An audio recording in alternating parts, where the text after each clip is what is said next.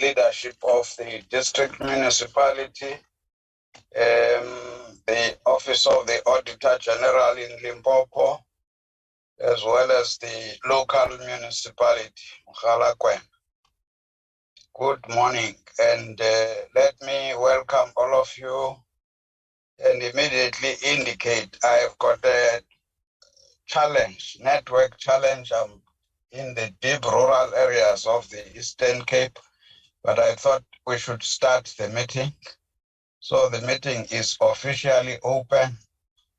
If I may, for purposes of not disrupting the meeting, ask Honorable Msimango to chair the meeting. I will be part of the meeting, but at times I might be interrupted.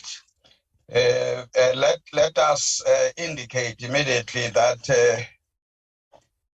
first we will have to introduce ourselves, but we have had many engagements with the municipality in the past, and I think the last was somewhere in 2020 on the 3rd of November.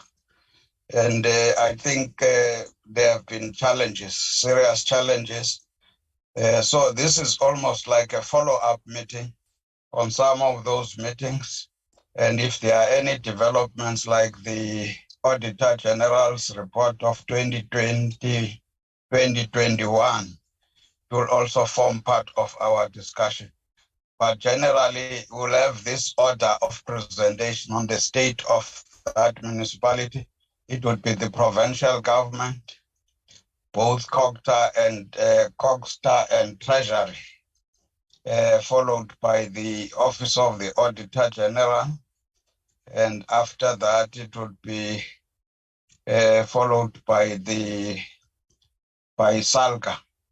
After SALGA, it would be by the district municipality and then the Coghsta nationally, as well as the local municipality at the end.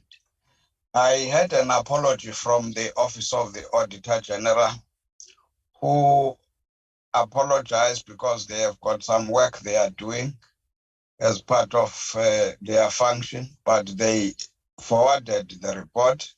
So in other words, we may not have that presentation, but I'm sure members have gone through it.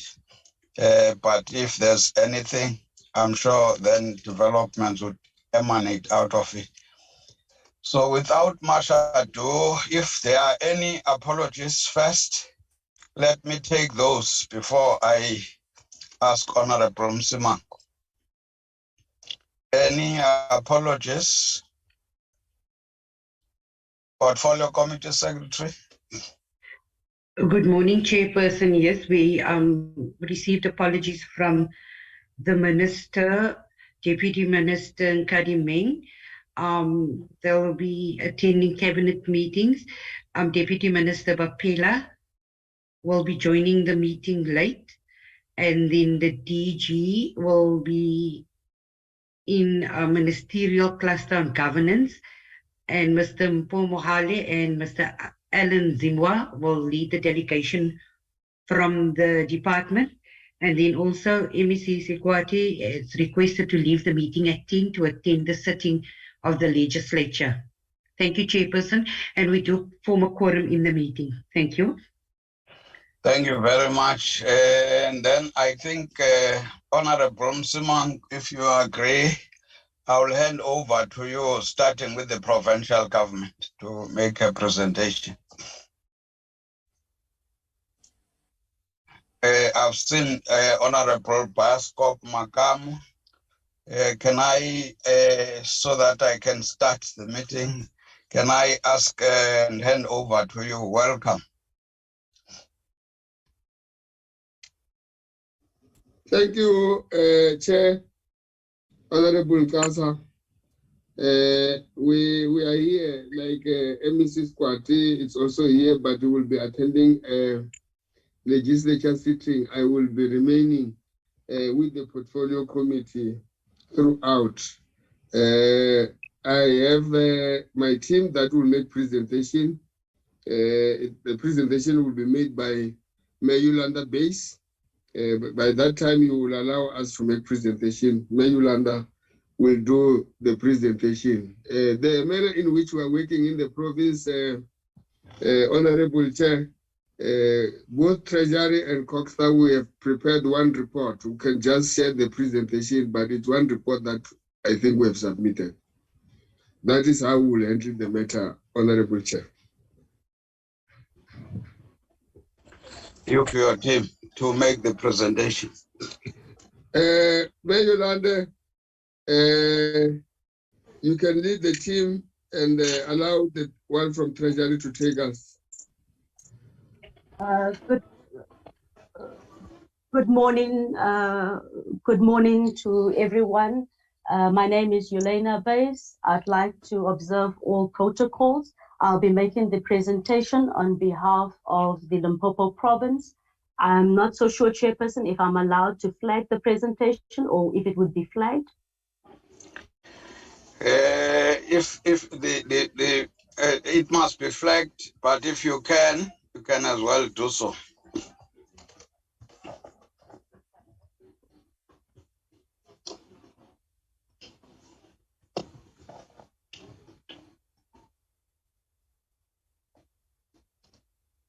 Chairperson, I see is it being shared by me? Let me just hold.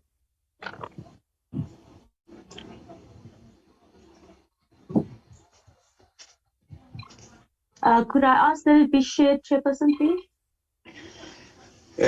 Portfolio Committee Secretary, can you assist, please?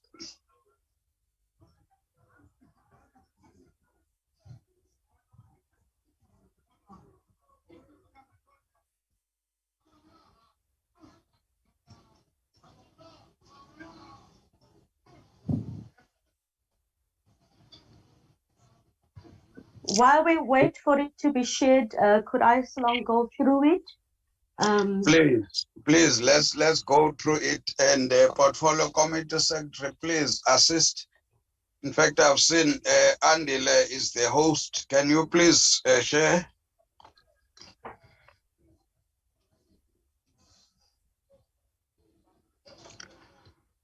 But let's continue. Yes, let's present because everybody did receive the report. Oh, it's shared. It's I can flagged. see it. Yes, thank you, Chairperson. In terms of our preparation for the presentation, we have prepared slides in which we just provide the necessary background, Chairperson. But I would like to just indicate that the municipality is currently receiving support from the province in respect of Section 15954, Chairperson. And then I'd like to go, if you allow, Chairperson, if I could go to the progress in terms of the slide number, if we could go to slide number 7 and just go straight into the progress in terms of the support that has been provided to Mogalakwena municipalities. There have been set targets that has been agreed upon in terms of which the municipality has been monitored by both ourselves and the team from Coghsta as well as Treasury for a period for the period under which we are reporting. I would like to just, if we could have the presentation on share so that it's projected for everybody to see, Secretariat. However, the first improvement in terms of the key functional area was on the improvement of labor relations. And we are aware that in the Mogalakwena municipality, Chairperson, there's been a lot of litigations and issues that needed to be attended to in terms of to improve the labor relations. One of the key issue was the illegal appointment of the 400 officials that has bloated the organizational structure of the Mogalakwena municipality, has also resulted in an increase in the salary bill. The matter, Chairperson, the municipality, in terms of progress, the municipality has appointed a legal firm to challenge the matter in court on a consultation basis. And currently the SIU, we are waiting for the SIU to enroll the matter with the Special Tribunal Unit. Then in terms of the LLF also chairperson, which is the Local Labour Forum, it has been dysfunctional, but we have seen improvements in the functionality of the LLF, as most of the outstanding documents are set to be tabled in the LLF's plan to sit for tomorrow, the 30th of November. When it comes to consequence management, we had several cases of officials being suspended, and there has been progress in this suspension where the municipality has taken further steps in terms of where officials have now been dismissed as well as resigned, but the process is still, the disciplinary processes is still continuing so that they can finalize the issue of the 8 officials that were suspended for allegations of misconduct as per the SIU report. In terms of the acting manager technical services that was also suspended for allegations of misconduct, the disciplinary hearings has commenced, and the next disciplinary hearing will take place on the 12th and the 13th of December. As we move to slide number 8, Chairperson, we also have the acting CFO that was also suspended, and the matter has been finalized. There was also an issue of 23 SAMU members that was also served by the sheriff on the 29th of September. These letters, because they did not want to receive the letters, then the municipality had to go through the sheriff so that they can summons hand out the suspension letters.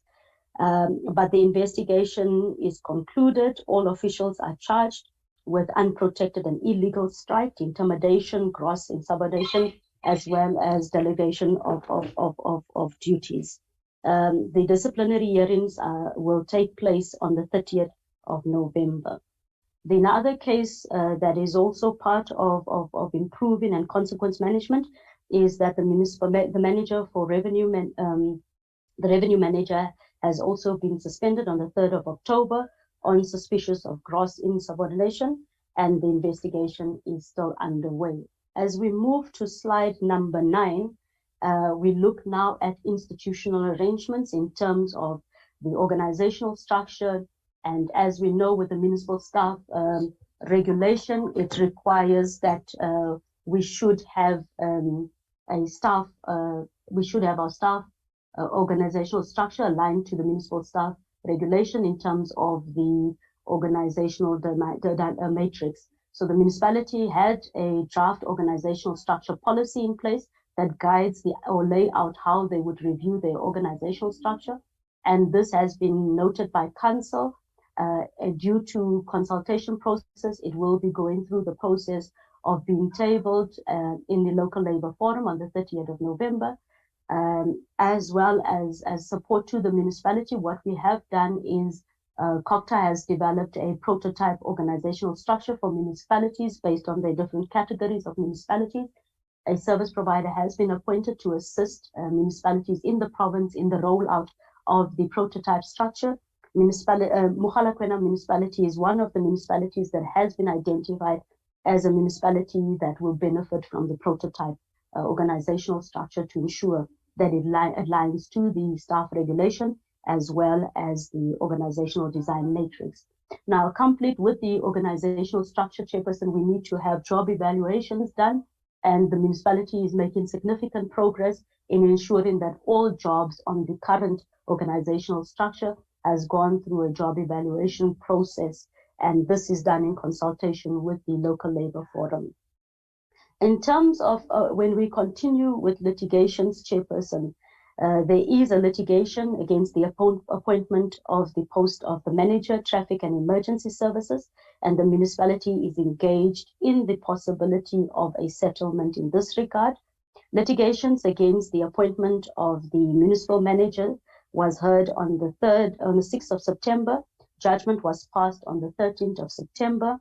And the court ruled in favor of the municipality on the first case regarding the validity of the council meeting, which was held on the 8th of August for the appointment, to consider the appointment of the municipal manager.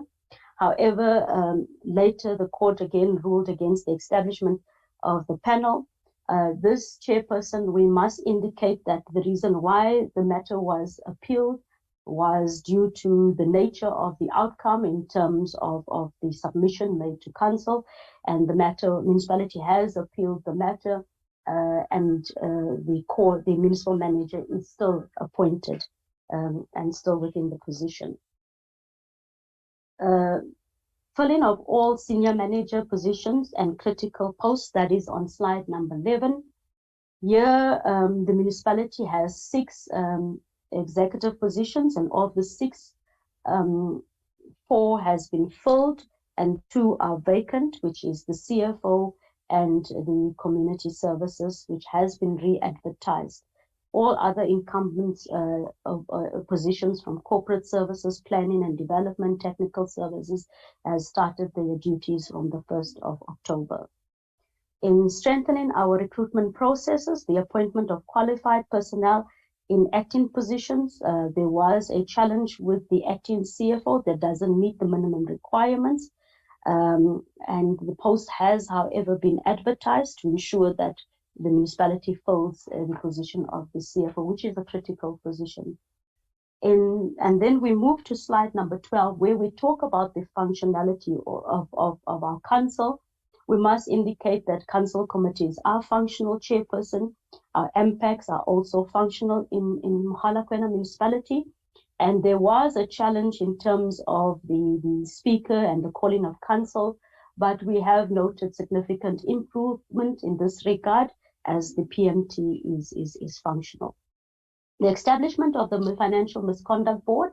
The Financial Misconduct Board looks at the allegations of misconduct in terms of your UIFW, and they look at the act of the individual, whereas MPAC look at the recoverability of money. So the board is established and the board is investigating transgressions that has been raised by AG in the 2020-21 audit report. However, we just had a challenge with the composition of the Financial Misconduct Board, as the acting CFO was a member, which is in contradiction with the regulation. The municipality is currently in the process of reviewing that decision. Then we move to slide number 13, where we talk about the tabling of the UIF reports.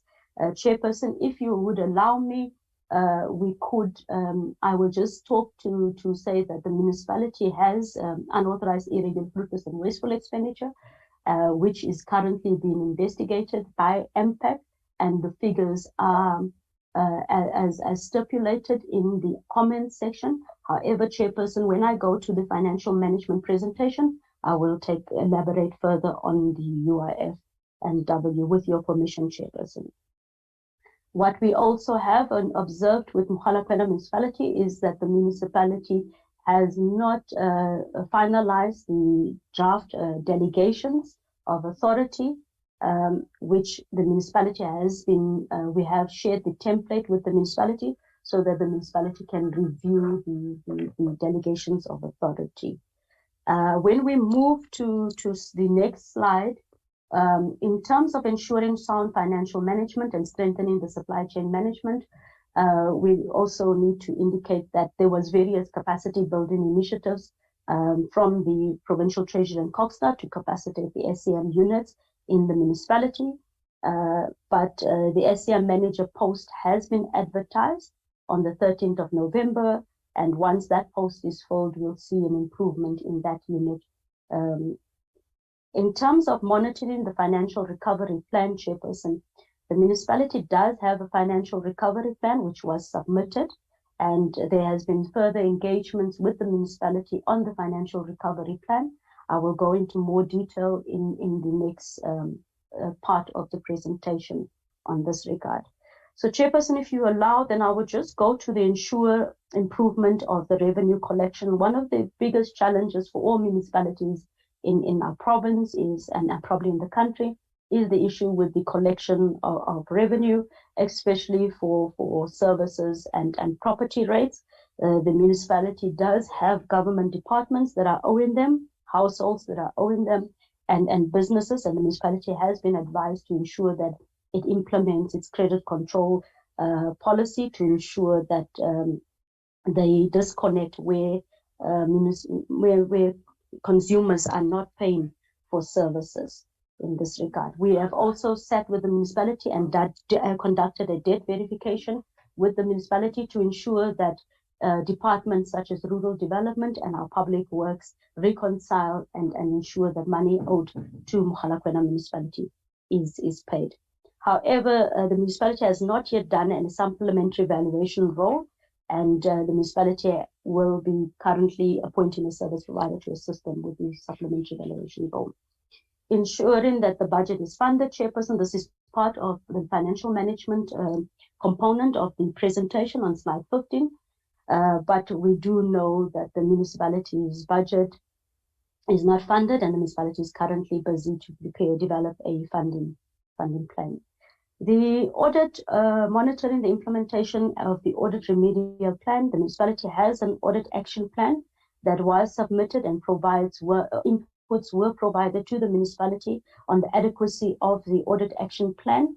The municipality does have new audit steering committee meetings that are held, and we are happy with the progress that is made in terms of the audit steering committee meetings, the management that is there, to ensure that all issues raised by the AG are addressed. The audit is currently in progress for the 2021-22 financial year, and due to a protest, the audit will be concluded on the 15th of December for the audit for 2021-22 financial year. I move to slide number 16 in terms of improvement of basic service delivery. And here our concern was with regard to the spending patterns of the municipality on the conditional grants that are there. And from our assessment, there might be a challenge with the municipality achieving the targeted spending patterns as at end of December, which is not less than 40%. But the municipality has indicated that they have put mechanisms in place to fast track and ensure that the conditional grant spending is aligned and that they spend the money. But as projected, Chairperson, in terms of MIG spending, we were at 17%. In terms of WISWIC and INAP, we have not yet spent. But in terms of Arabic, the municipality has been doing well in terms of the spending pattern of 71%. The municipality also has a challenge in terms of stalled projects, where the municipality does not have budget to fund stalled projects. Chairperson, with the revenue collection and the debtors, consumers owing the municipality, financially the municipality does not have the cash flow to look at stalled projects. When we go to slide number 15, we still look at the improvement of basic service delivery, and we look at the recovery of lost money on incomplete projects and money paid for work not done, as this was one of the findings raised by AG. The municipality is currently in the process of reconciling so that they quantify the amount and where necessary, table it to the Financial Misconduct Board, which is currently investigating the matter, so that we can determine not only the amount that needs to be recovered, as well as whether somebody should be held accountable. The review of payments made by service providers, there's a verification that needs to be done to ensure that when service provider says that they are owed money, that payment verification exercise is done on a continuous basis. But we do have MISA, which is in the province, that is assisting the municipality to ensure that all conditional grant payments are verified before payment is done. Then in terms of the facilitation and development and implementation of the maintenance plan, the operation and maintenance plan is done by internal staff. It is not outsourced. This is due to the financial constraints of the municipality. Then, Chair, we move to slide number 19, where we look at the financial management and the financial position of the municipality. As indicated, the municipality is in an unhealthy financial position. The municipality has approved a budget that is financially not sustainable and unfunded. And once a budget is unfunded, the municipality, in terms of the Treasury circulars, should develop a funding plan in which they will articulate to council how they are going to achieve the target of ensuring that they comply and have a funded and sustainable budget. This funding plan, Chairperson, was not finalized, and nor was it adopted by council.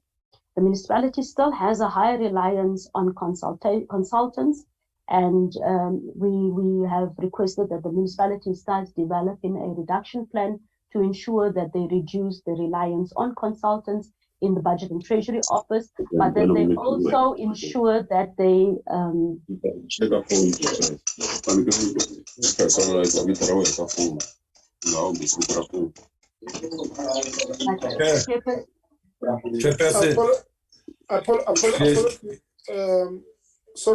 Sorry, honorable members, can we request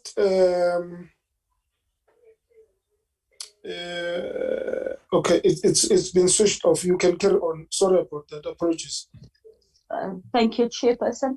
As indicated, that the municipality has a reliance on consultants, noting also the vacancies of the CFO. However, the municipality is expected to have a consultant reduction strategy, a plan in place, and mostly so the municipality is to ensure that those consultants that are in the Budget and Treasury Office transfer the skills so that it lessens their reliance on the use of consultants.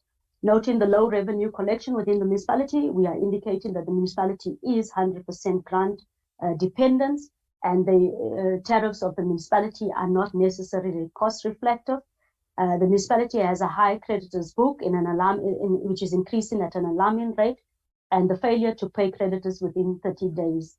Noting now also, Chairperson, that the municipality will use should continue to use the MISA colleagues that are there to ensure that even when service providers claim that verification is done, so that we don't have additional audit findings. We do have the DBSA local government support initiative, where we have targeted that Mogalakwena municipality will be one of the municipalities that will apply for the revenue enhancement program, so that we can assist the municipality in finding ways to increase its revenue collection. The low budget allocation for repairs and maintenance in terms of the allocation or the norm that is set by Treasury, the municipality has not met the norm of ensuring that the adequate provision is made for repairs and maintenance, upgrading and renewal of existing assets. MSCOA is one of our new reforms in ensuring that there's standardization in terms of how we report, and we have noted that the MSCOA steering committee and road map is not in place. Slide number 20 just touches on what we have been talking to in terms of the financial health of Mogalakwena municipality, and we note that the municipality's cash plus investment as at August, at the end of August, was in a negative, but also that the debtors' days, as I've indicated, the repairs and maintenance in terms of the norm, debtors' days in terms of the collection of money from debtors, and municipality has been reminded to implement the credit control and debt collection policy. But key to note, Chairperson, when we look at the financial position or the financial health of the municipality as of July versus the financial health as at the month of August, based on the information that is submitted by the municipality to the Provincial Treasury, we would note that the municipality is in red, just articulating the financial health of the municipality that needs to be improved. And then, Chairperson, I would like to just go to speak to noting the financial health of the municipality. The municipality had to prepare a financial recovery plan, and there are 3 different stages articulated in slide number 21, which shows the phase 1 where we rescue, and then phase 2 where we talk about the stabilization, where the municipality becomes stable, and then we have phase 3 in terms of where it depends, the sustainability depends on phase 1 and 2 on slide 21.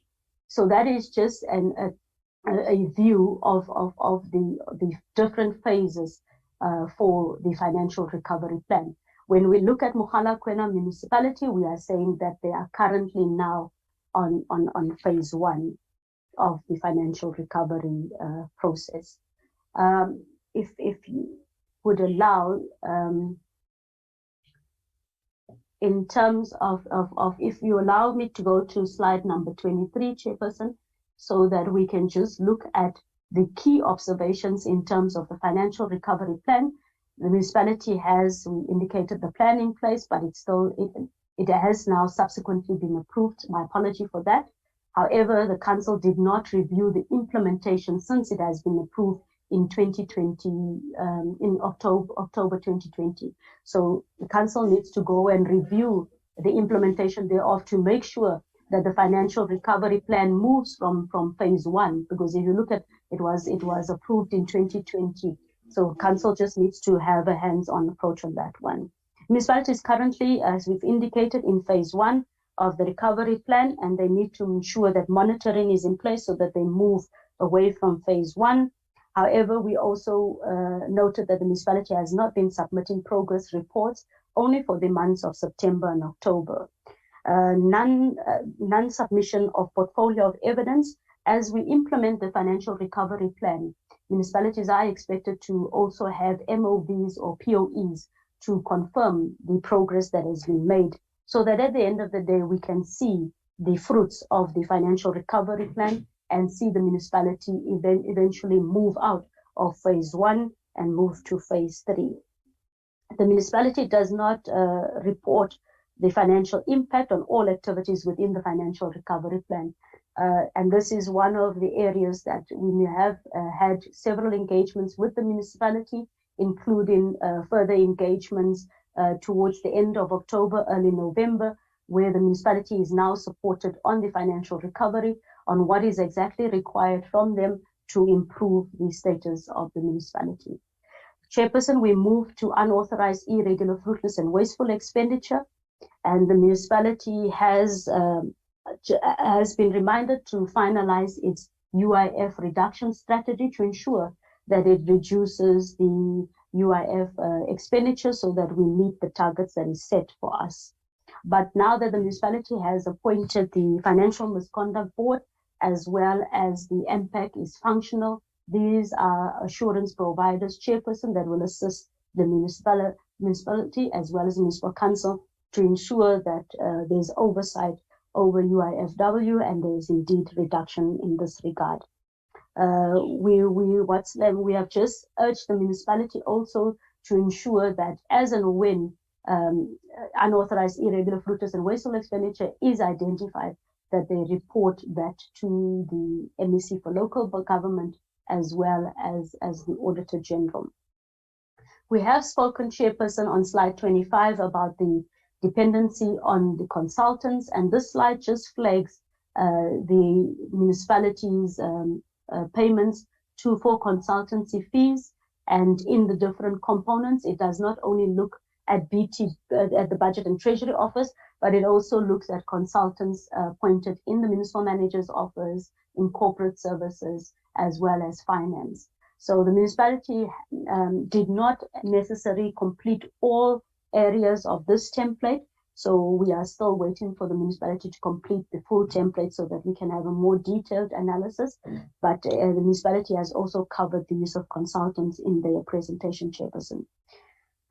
We have, like we have indicated and reiterated to all municipalities, that we indeed need municipalities to have a reduction plan for the use of consultants, but more so to ensure that these consultants appointed do transfer the skills that they have to the municipal officials that are there. In terms of the annual financial statements, the municipality has managed to submit the annual financial statements to the Auditor-General on time. We also want to note the improvement in the audit opinion of the municipality in the 2020-21 financial year. And with the progress that is made now in terms of the audit, we are hoping that the municipality would sustain the improvements that has been made. And I'd like to indicate, Chairperson, that the municipality is currently having audit steering committee meetings in which both Coghsta and Treasury is attending to monitor the progress of the audit. There has been a little bit protest, which has caused a delay on the audit. So AG has indicated that because of the water projects that they are still busy auditing, the audit will not be finalized as stipulated on the 30th of November, but will be finalized before the 15th of December.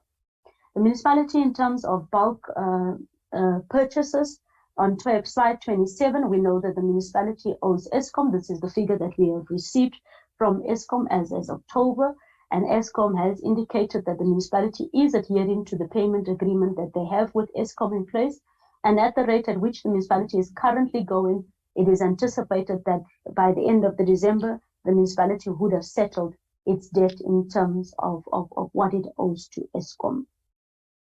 When we go to the challenges that we do have, Chairperson, we need to just reiterate that we need to have revenue collection taking place in Mogalakwena as well as Raboni townships. We have seen commitment from the political leadership now to ensure that they assist in implementing the revenue enhancement to ensure that revenue is collected, as well as the challenges, as we have reiterated, in terms of the local labor forum, which now we, Chairperson, we have also seen an improvement in this regard. We still need the municipality to ensure that they do have their funding plan, and to ensure that going forward, the financial position of the municipality there can be a plan to turn around the financial position of the municipality, where the municipality can present a funded budget, but a sustainable budget also, so that they can resuscitate projects that have been blocked. And then, Chairperson, if you allow me to go to the slide number 29, where we would talk about the support and interventions, as indicated that as both Coghsta and Treasury, there is various interventions. Capacity is built at both the individual level as well as institutional level of the Mogalakwena municipality, where we provide guidance in terms of the draft budget, the approved budget during the IDP budgeting process. In terms of feedback is provided to the municipality in terms of the monthly in-year reporting. There has been training provided on how to do the funding plan and how to ensure that the municipality adheres to the conditions within the funding plan, as well as the financial recovery plan. We also have conducted training for SEM committees so that we can lessen the risk of irregular expenditure by ensuring that colleagues that are in these committees adhere to the prescripts that are there. Together with SALGA, SALGA, once councillors are elected, we had the council induction program. After that, we had portfolio-based training for the different portfolio committees of council. We also had MPEC induction sessions where MPEC was inducted on the roles and responsibilities of MPEC using the toolkit that has been developed by the National Treasury. As further support from the province to Mogalakwena municipality, the National Treasury and Provincial Treasury has also allocated MFMIP advisors to assist the municipality there's an MFMIP advisor within the municipality to assist the municipality to improve sound financial management, but there is also support provided by the provincial SCM advisor on all technical issues relating to SCM, so that we could reach the target of addressing the increase in irregular expenditure and ensure that we have a reduction strategy that is collaborated together with the different sector departments, working together with the different sector departments to give the technical support where needed to the municipalities that needs to ensure that they comply. Chairperson, I would like to end the presentation here with your allowance, recommending that the portfolio committee notes the presentation from the province. Thank you, Chairperson. Thank you very much for the presentation. Colleagues, I am now taking over from the chair, which is Dr. Coghsta, as he has requested due to the network failure that he is currently experiencing wherever he is. I am Honorable Msimango. I will just conduct this session up until the end. There's nothing much that I'm going to do. Colleagues, we're supposed to move to the next presentation. If I'm not mistaken, it has to be done by AG SA, Auditor-General SA. Chair. Yes. Sorry, Honorable Chair, to interject. I wanted to remind Chair that the rules of virtual requires us that presenters should first show their faces so that we see, and then they could switch it off there.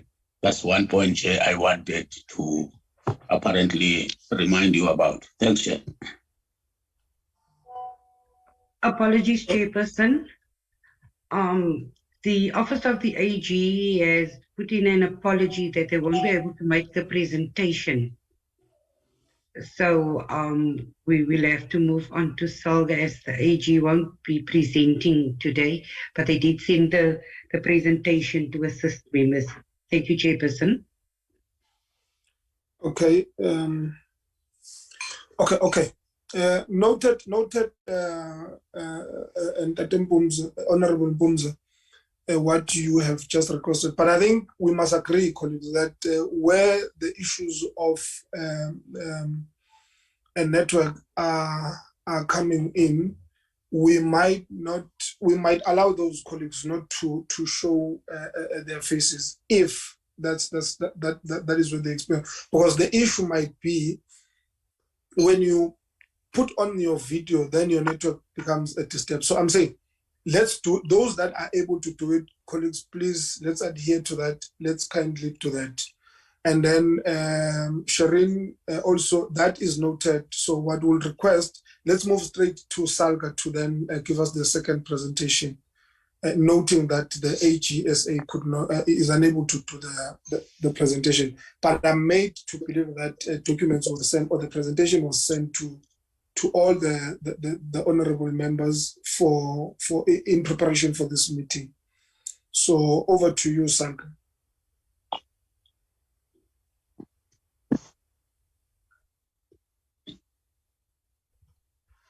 Thank you very much. Chairperson. Hello. Chairperson. Okay. Please hold on a bit, SALGA. Galaxy Z Flip 4. No, it's Honorable President. It's not Galaxy. No. I've noted you, Honorable President. Okay. I'm trying to control this person because the mic is not switched off. Noted. Galaxy Z4 Flip, please kindly switch your mic off. Okay, before SALGA, can we take Honorable Honorable Kaiser, so that we are able to hear what he's saying. Over to you, Mr. No, thank you very much, Chair. And I would advise also that this particular session is live on television, channel 408. So it will be quite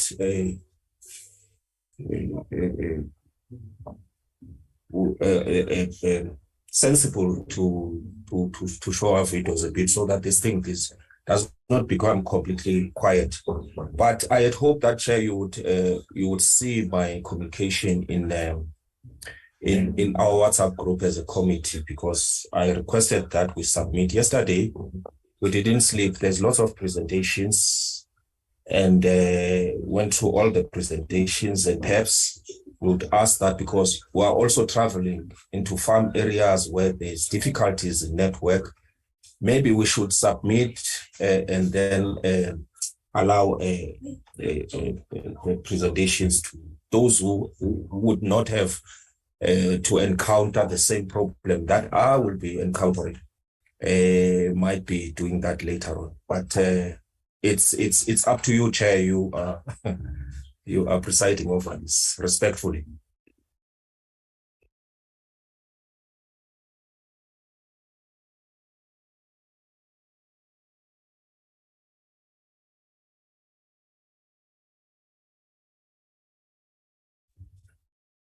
Okay, thank you very much. Okay. Yeah, no. I've noted your submission, Honorable Eza.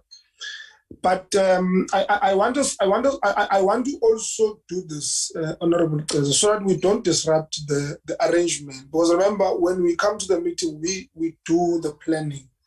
I note your challenge, and it's a valid reason. I mean, honestly, we are all affected by this network issues, depending where we are located. Is it possible that you can do a submission in writing, and then so that we do not disturb the arrangement? I'm not sure, because I'm trying to accommodate your situation while also we stick to the plan, to how we have planned the meeting out. I don't want us to cause a dialogue, but can we entertain that so that we know we are in the same page? Yes, it's going to be very long. I prepare a lot. It's going to be 5 pages of me writing to you, but I will do so. Thanks. Thank you very much, Honorable Teza, for your consideration. Colleagues, can we kindly move to a SALGA presentation so that we also save time? Thank you.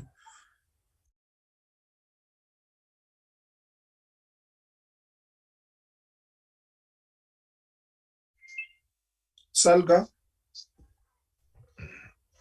Thank you very much, Chair. Greetings to yourself and members of the Portfolio Committee, and all protocol observed. On behalf of SALGA, I'm going to request that my name is John Mpe, the chairperson, the provincial chairperson of SALGA. I'm going to present our PDO, Provincial Director of Operation, to make a presentation. Let me give this opportunity to Melidile to present on our behalf. Thank you.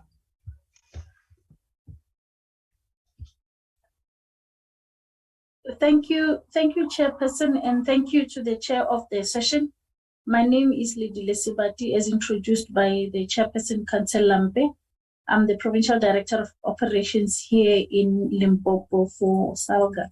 I'm going to be sharing the presentation with Mr. Masite from the office, and he's going to do the first slides, and I'm going to be the one who concludes the rest of the presentation.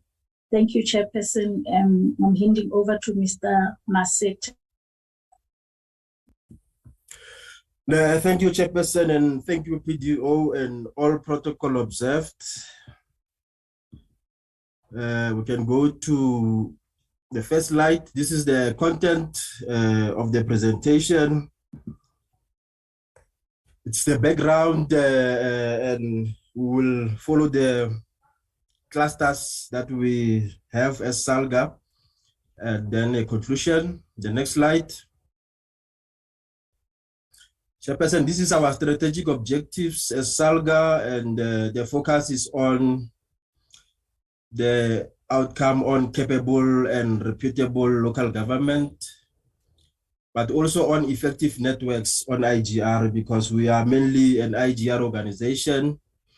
When we provide support to municipalities, we depend on networks and partnerships with others, and we mobilize resources wherever we can, so that we can become that agile force of influence that we see there. Next slide, Chair, PDO. And then the question may be, what are the challenges? And they are highlighted there. And I think we are familiar with some of these as people who are involved in the sector.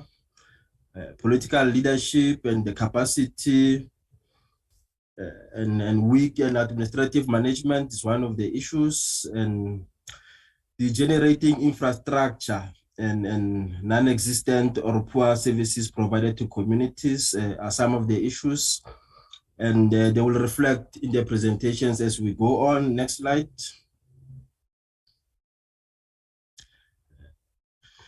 And here we highlight a few issues. based on the issues that usually triggers interventions. Mogalakwena municipality was one of those municipalities that were under section 1391B, and some of the triggers fall somewhere between these issues. But generally, in terms of interventions, not necessarily specific to Mogalakwena, the issues have to do with governance, and some of them are of a political nature. And then we have service delivery shortcomings here and there, which may result in the necessity for an intervention. And then I think issues of vacancy rate were highlighted when Coghsta was presenting, and this is a challenge. But we also have to thank Parliament in terms of their amendment of the Municipal Systems Act, in that we may find ourselves in a better position to deal with or arrest this issue of high vacancies. And some of the issues are related to financial management, and usually the Auditor-General's report emphasizes a lot of these matters. Next slide. And we have a system of early warning. We use it to design our support programs. We look at the risk profile and design programs based on that, and many other issues related to the profiling that we may do in terms of the municipality of interest. In this case, it's Mogalakwena. The reports, as we have received them so far, shows that their risk profile is becoming much, it's moving from high to medium, and hopefully it will go to the greener areas with more support being provided to them. And next slide. And as SALGA, we have an approach to how we provide support to municipalities. At times, our support may appear not so consolidated, but to the best of our ability, we try to have an integrated way in which we support municipalities. So now I will go into the programs based on that background. But having spoken about the approach on support, I must, when I go into the programs quickly, highlight that some of our programs are generic and some are very specific to the municipality of interest, and some are of an IGR nature. In some instances, it is best practice sharing that we promote, and sometimes we provide guidelines, and sometimes our support is triggered by the municipality itself when they request support from us directly, then we respond directly to them.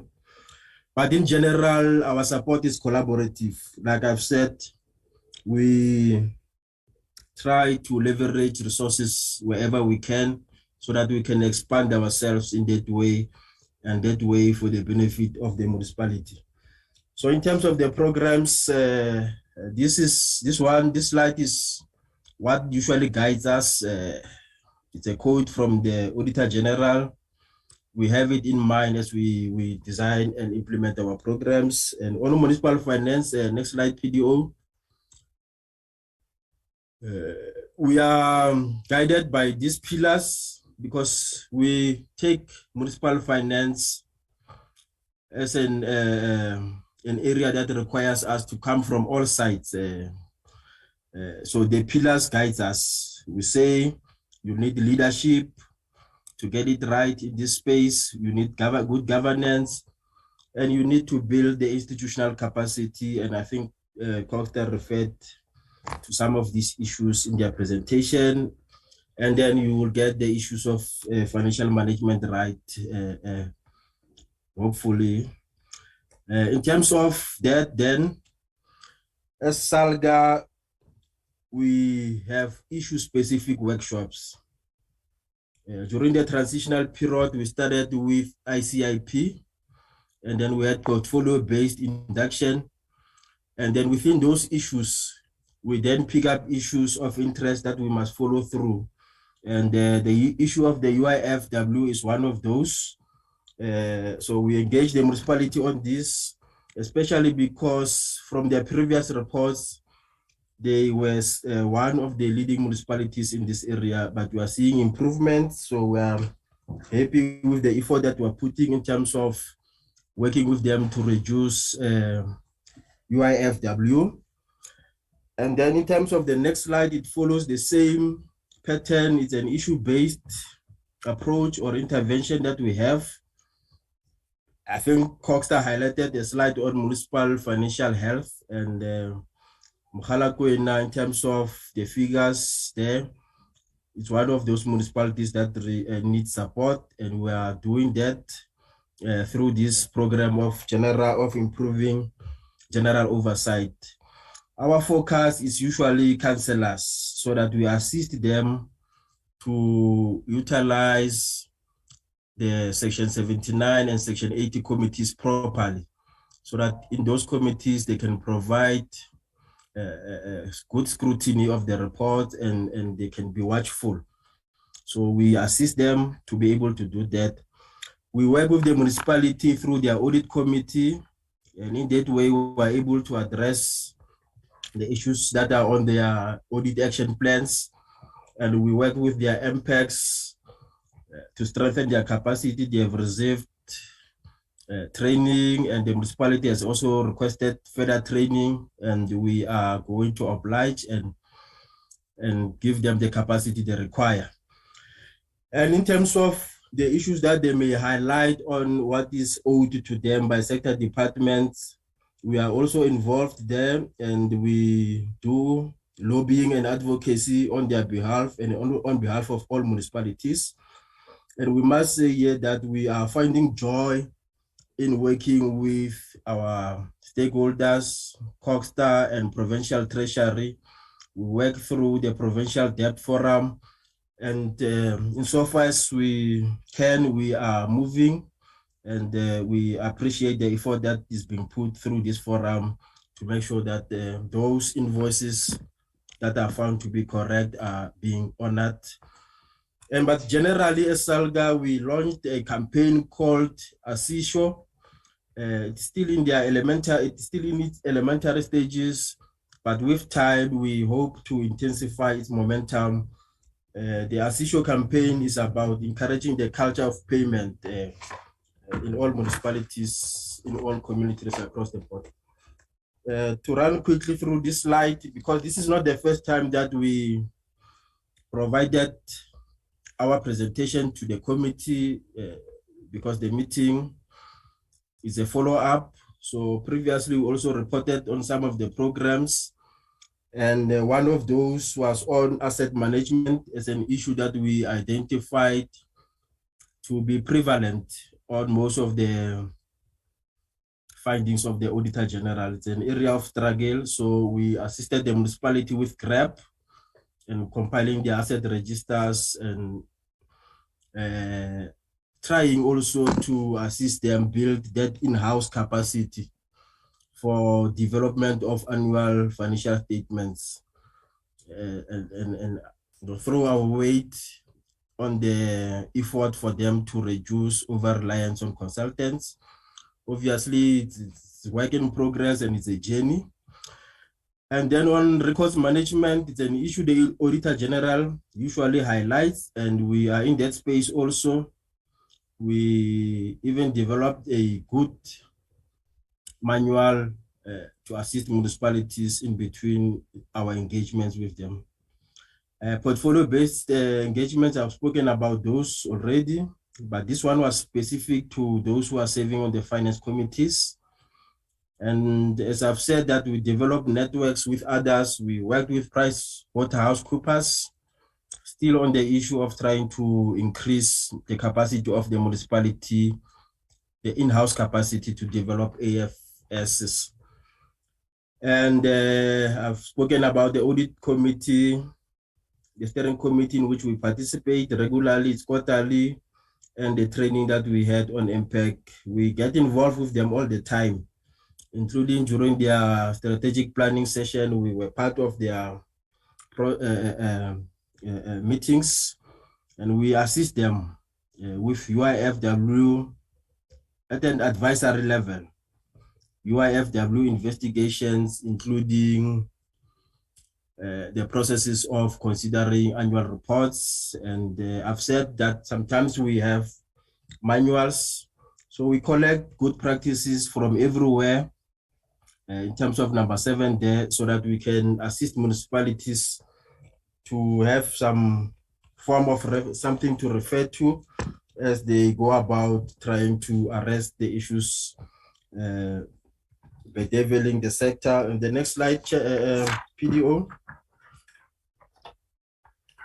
The next slide is about the guidelines and good practices manuals that we developed. I will pass it.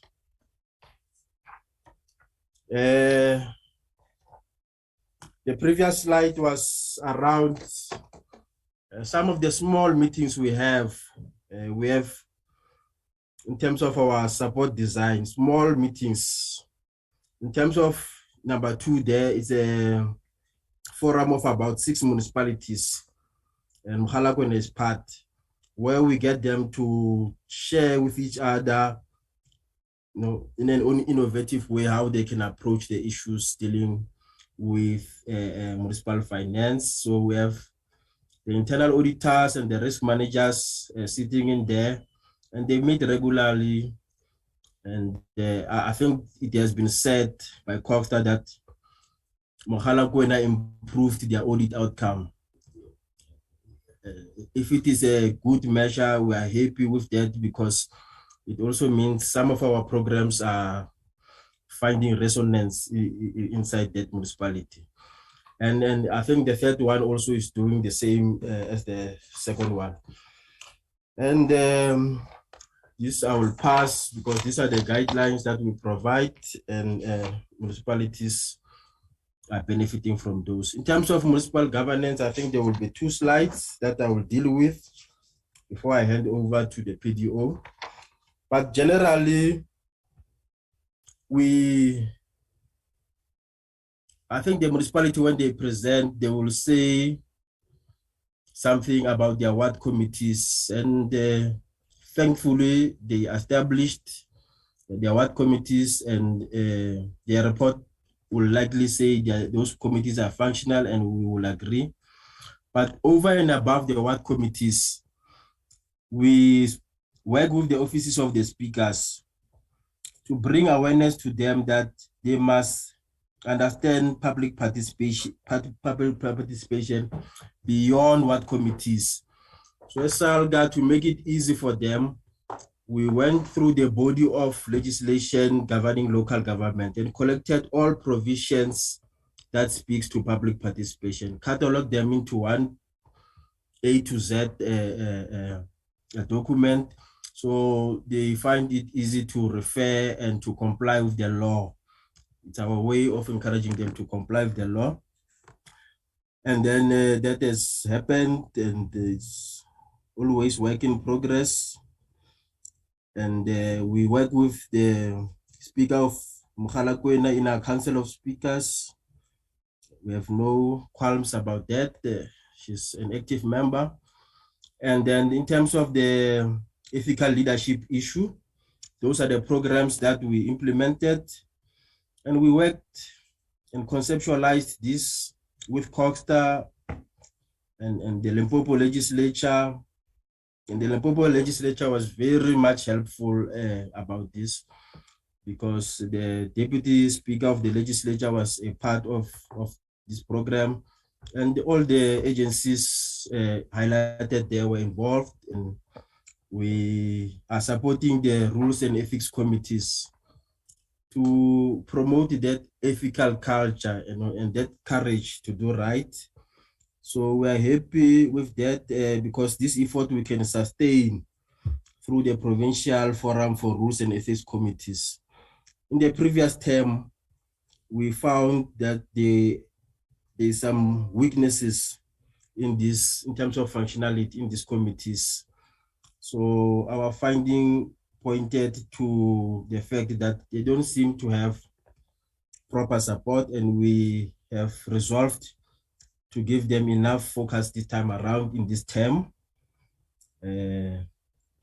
I will not go through the MPEG issue. We highlighted it. In terms of councillor support, we do our best to assist the municipality comply with the notice on the upper limits. The danger of it is that if the municipality implements that notice improperly, over time, you may find that over 6 months of wrongdoing, even though it may not have been intended, councillors will owe money to the municipality. And when it is over 6 months or over a year and the Auditor-General makes a finding, and then it becomes a lot of money for an individual to have to refund the municipality, because the refunding is non-negotiable in terms of 167 of the MFMA. So we make sure that they comply and so that they can focus on the work of oversight and not be defocused about issues of their welfare. So we even help them with practical councillor tech support, and Mogalakwena is a beneficiary. Chairperson and PDO, I think I will ask the PDO to take it from here in terms of speaking to the next slide, especially the National Integrated Municipal Support Framework that we have as SALGA. Thanks very much.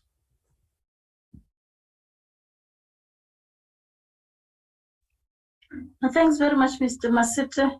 Chairperson, for a while I was struggling with controls.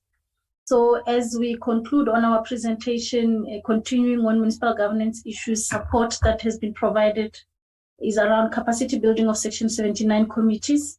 That is, as Masete mentioned, that most of our programs, they're either generic or the municipality makes a request. And in some cases, we would have made an assessment and determined the type of support that is needed. So you'll concur with me that given the fact that this is a new term and new in the beginning of the term of office for the current crop of councillors, there's quite a lot of this training that you're going to see we've been able to provide. So in our reporting, that will be emphasized a lot. And that does not in any way mean even in the previous term, there wasn't any form of support we gave, even though it was their last year of service. So we did Section 79 committees where we were dealing with separation of functions, functionalities, and rules of ethic committees for MPEC as well.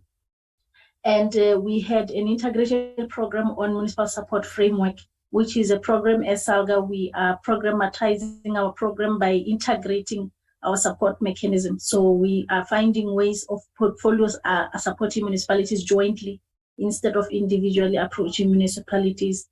And we continue to do follow-ups in this space to mobilize resources and networks.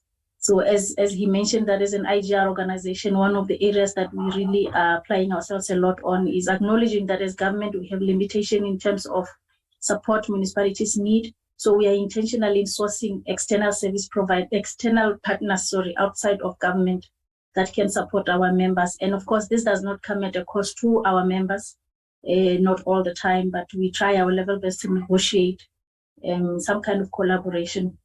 So annually in the space of performance management and talent management, there is support programs that we have at a national level and both in the province. So we've had our annual performance management seminar at a national level. And as we speak,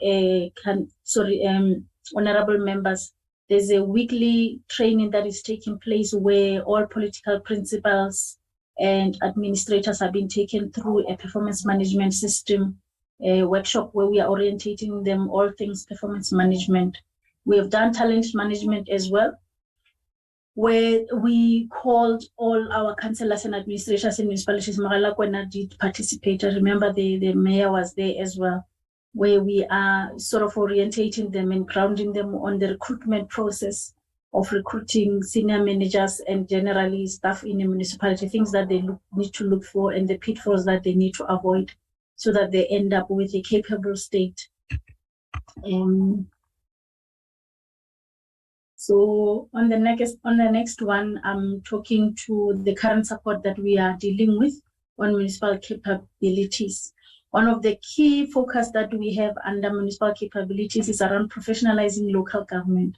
And one of the areas that we are working strongly on is around competency assessment that has been done on demand. And what the type of support we have given is on leadership competencies, personal credentials, and verification and integrity checks, that we have a system that we're supporting municipalities on.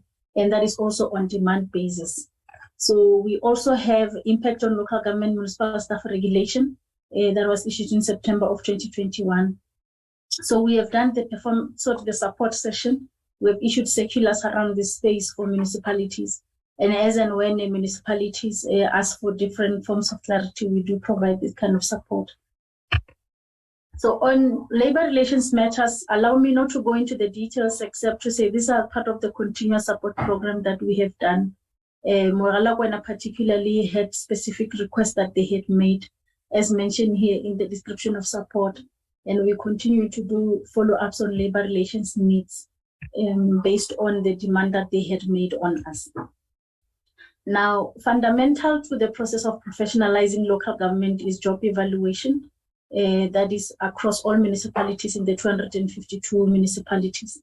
So progress in as far as Mogalakwena is concerned, they have 362 jobs.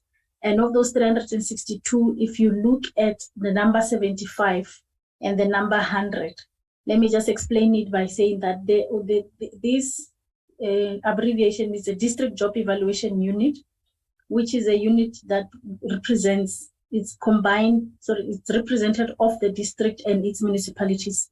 So Mogalakwena would have been there, Mudimule Tabazimbele Palale would have formed part of this team.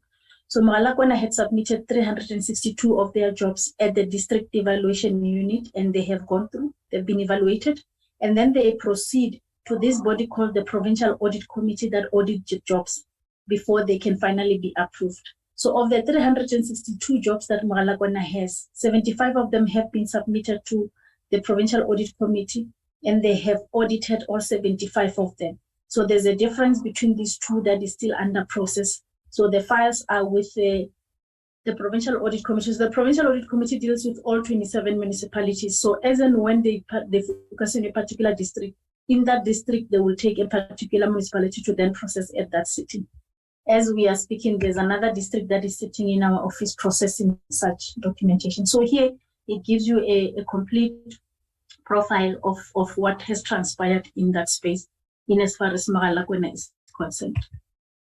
And then on labor forum issues, labor forum, I need to make mention that as part of the new term of office that has started, we work on these areas in order to leverage and improve relationships between the employer component and the workers component, and together with the political principals as well.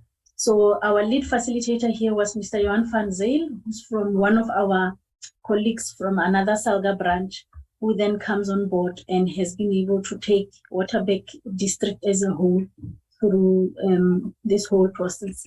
And we've also done the councillors and officials together, because we do them separately and then we bring them together so that they are on the same page in terms of understanding what their mandates are. So this is an area where issues of workers and the employer, or issues of workers and councillors as well, are being processed. So each time these meetings are taking place, we need to have capacitated them and made it clear on what their terms of conditions are, and also on their modus operandi should be. So we continue to make those interventions, and we have done that for Mogalakwena in this period as mentioned here. And as I made mention, where there are challenges, we continue to get those calls from Mogalakwena, and we make tailor-made interventions. This I have made mention that there's a PMS workshop that is taking place currently, and then all municipalities were also consulted on professionalizing the space itself. And then on infrastructure services, we have ensured that together with Coghsta and MISA, that we support our municipalities, Mogalakwena particularly on expenditure in as far as MIG is concerned. And this we do in a formalized forum on MIG with not only Mogalakwena but with other municipalities that are there. So this is the type of support we also continue in the water and sanitation, in energy, and also in roads management support. And then on standard transfer specification token, this is talking to them setting up their meters. It's a revenue issue. We have ensured that there's a dashboard that has been set up and Mogalakwena is taken through on how to process it and deal with it so that they are in a position to operationalize it for themselves. So that they're in charge with what then transpires in their municipality. So this has been, they've been engaged on it, and we are expecting that this dashboard deadline will be met by Mogalakwena, given that they've been supported in this space. On socio-economic development and spatial transformation, the first component I'm going to be talking to is around support that we've given to Mogalakwena on customized support in as far as funding for the function of libraries is concerned, and the inclusion of vulnerable groups on local economies. We have had an engagement with them in September, where we're continuing also committing ourselves that we'll continue to make sure that this promotion of involvement of vulnerable groups. And you'll agree with me that for a municipality such as Mogalakwena, we really need to be focusing more on the vulnerable groups so that we can assist them in managing social ills that they mainly are experiencing. On public safety, we have a program we're driving that talks about the safety of public infrastructure. As you know, Chair, that we have a challenge generally of community members taking out their frustration on public property. So we have had engagements with Mogalakwena in as far as staff is concerned, just to get them to understand the policies surrounding this matter. And we are doing follow-ups in as far as what we found in the recommendations and supporting them in ensuring that there's an implementation of the recommendations as said from MINMEC. So on health regulation post the end of disaster, you'll remember that COVID dealt with us, and we are one of the spheres that has proved to be very versatile. So the regulations, we made sure that Mogalakwena does have access to them, and that whatever form of support they needed, we were able to provide. And we regularly engaged with the municipalities through the forum to ensure that any other health challenges that are there, we are able to be hands-on in making sure that things continues to run as normal for the institution. On disaster management advocacy, we had those engagements where we provided capacity as it was required, or on GIS training. And we continue with quarterly assessment on disaster management. I think when they do their presentation, Councillor Mataburo will talk about support at a district level that is being provided to the municipality. On current practices on investment and operational maintenance and social infrastructure, I think I spoke to this one. Let me not go through it again, Chairperson. And top of one of the discussions is around climate resilience in a municipality like Mogalakwena that has such many mining activities, and on gas emissions and an inventory that needs to be developed and a mitigation potential analysis. So we're taking them through because you will agree with me that the institution itself has to ready itself to be able to undertake the assessment and to monitor that the operations in the area are actually complying, so that we meet the millennium goals in as far as this is concerned. So we've had a workshop with them to enhance the system into their IDP process planning, so that we can sustain the climatic condition in the area and move towards green economy and building communities that are sustainable. So in this endeavor, Chair, we are also finding ways to contribute towards economic development by talking more of the green energy with municipalities and ensuring that proper systems are put in place. So this support has been given to both Waterberg and Mogalakwena, because this function has a district function. As you know, when we talk about function, powers and functions, there are some functions that are of the district and some of Mogalakwena. So the support that is being provided by Waterberg needed to filter through to Mogalakwena. So taking them through the toolkit for implementation and its compliance, we needed to have both of them. So we ensured that they had the primary workshop, and we continue to support them in that space. You will see my report, my presentation, one of the last slides. I'll be giving you a bit more details on projects that are coming out of this type of discussions. So we also had an engagement on environmental management planning and mitigation matters, because it's not just only about fuel emission, there are other issues that are affecting environmental management. So we continue to engage the municipality in that space and the stakeholders that are affecting this space. We've done ICIP training on all generic ones. I think Yelena spoke to that. And we've also done the other portfolios as well. We've done infrastructure, we've done LED, we've done governance, we've done IGR, and as part of training as well, just to entrench other programs within the municipality.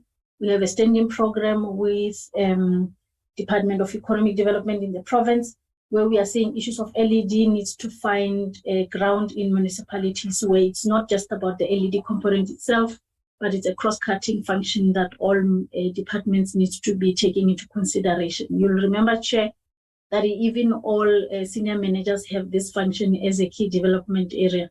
So we are entrenching that by capacitating councillors and administrators with the University of Johannesburg by, having raised funds for them to study for degrees towards economic development.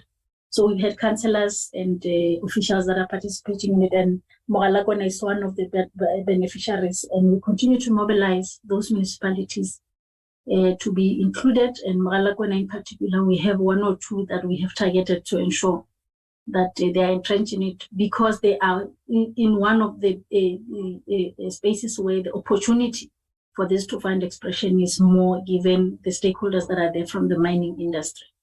And again, there's a position paper that we have developed on mining communities and municipal integrated support. What we are addressing here, Chair, is to find ways to sustain economies at a local level for mining towns such as Mogalakwena. So there's been continuous engagements with Mogalakwena over this program, both from the mining sector and from SALGA's partners, such as the United Nations and Netherlands and other countries that are well experienced and have winning formulas in this space. So we have handpicked Mogalakwena as one of the benefiting municipalities in this process, and we continue to engage with them. On solid waste, as I spoke about it, we're talking to them about management mechanism that incorporates LED simulation and job creation, and they are part of the Presidential Employment Stimulus Program. And again, this program seeks to confront devastating economic impact. I think I spoke about this when we're talking to third parties to find ways to sustain poverty eradication and job creation within the communities of Mogalakwena. So the three participating municipalities, Mogalakwena is one of them, and you can see they are all in the Waterberg region. So on LED, as I mentioned, the capacity development program, SALGA also has an informal economy guideline that we have developed, and we have started to engage with groups within Mogalakwena as well. So we are also actively participating in the development of the SLPs for Mogalakwena with Anglo-American, where we currently are going through a full review with them, and we appreciate their participation. Chair, I must mention that there's been some serious commitment on their side in participating in this program, because we want to move from just the SLPs being a social responsibility, but contributing towards infrastructure investment that will then become a spine towards economic development in the community. On economic infrastructure, we have engagement through SANRAL, the National Road Agency, and the provincial one, where we are participating with Mogalakwena, both at the provincial and national communities, to ensure that the business plan of the two institutions and that of the municipality and the district are talking to one another, and also that there is alignment with other social services such as housing and projects for economic development. And also the economic recovery plan that stems from the district development model. We are participating in that space also for Waterberg and Mogalakwena to make sure that there is alignment at both a district and a local municipal level. On spatial planning, Chair, we'll appreciate to know that we have participated in remote sensing workshops that we take them through, particularly the focus on Mokopane as the biggest CBD in Mogalakwena on GIS matters, so that there is an understanding and an interpretation of the space application within this municipality. So we are saying we are moving them to a digitized operation in as far as spatial development issues are concerned. So the SDF Mogalakwena was last developed in 2009, and we are currently assisting them to make sure that the land use scheme is provided for, and it aligns with the necessary policy that has made provision to it in terms of SPLUMA. And we are participating in the review of the SDF development, and we have brought on board the CSIR and it's been funded by Anglo-American. That is one of the mining houses that is based in Mogalakwena. So we are ensuring that they comply with the wall-to-wall provision so that no space in Mogalakwena, whether rural or urbanized, is left outside of their spatial framework policies. So their land use management scheme as well, that gives you the details of the operation of the land and how it's to be regulated. We are participating in that process, and our experts within SALGA are providing guidance in making sure that this land use scheme is implementable and is compliant.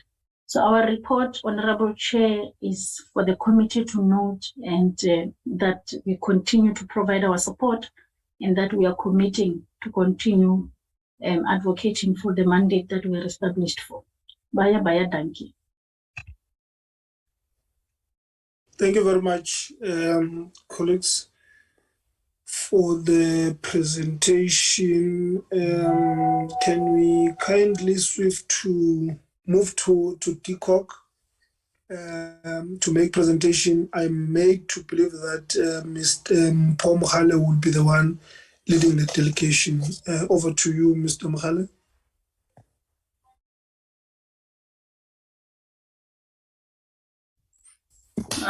Morning, Chairperson. Mr. Mogale has indicated that he will be joining another meeting.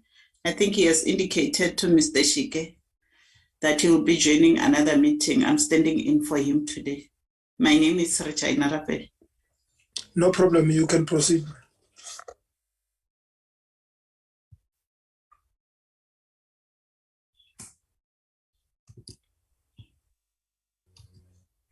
Thanks, Chairperson. I will load the presentation from my site. I see it's not on the screen.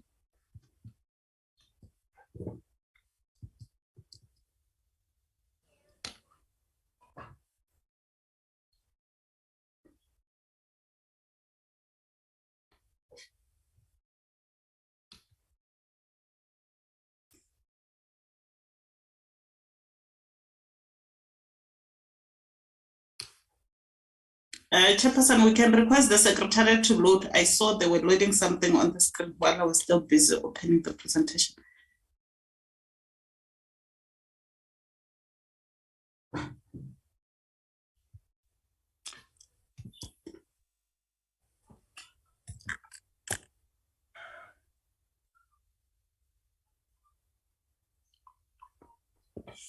Thanks, Mr. Shike. Good morning, Chairperson, and all protocols are observed. My name is Regina Ravele. I'm working for the Department of Cooperative Governance and Traditional Affairs under Municipal Infrastructure Support Agent as the Provincial Manager for Limpopo Province. I'll be taking the House through the presentation that has been prepared for DCOG. But Chairperson, with your permission, if you can allow for me to skip the first slides until slides number 14. This is the information that has been covered by the province. The DCOG presentation was just the summary in terms of the areas of financial management, the stability in the municipality, and also the areas that were outlined on the State of Local Government report, which I feel, Chairperson, I can move to slide 14, which talks basically on service delivery issues in Mogalakwena and the support that we are providing through MISA.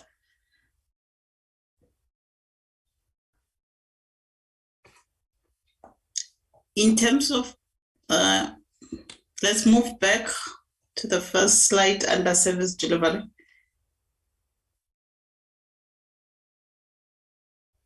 Thanks. In terms of service delivery support, Chair, I'll dwell more on the support that we are providing as the department through MISA, working together with Coghsta in the province.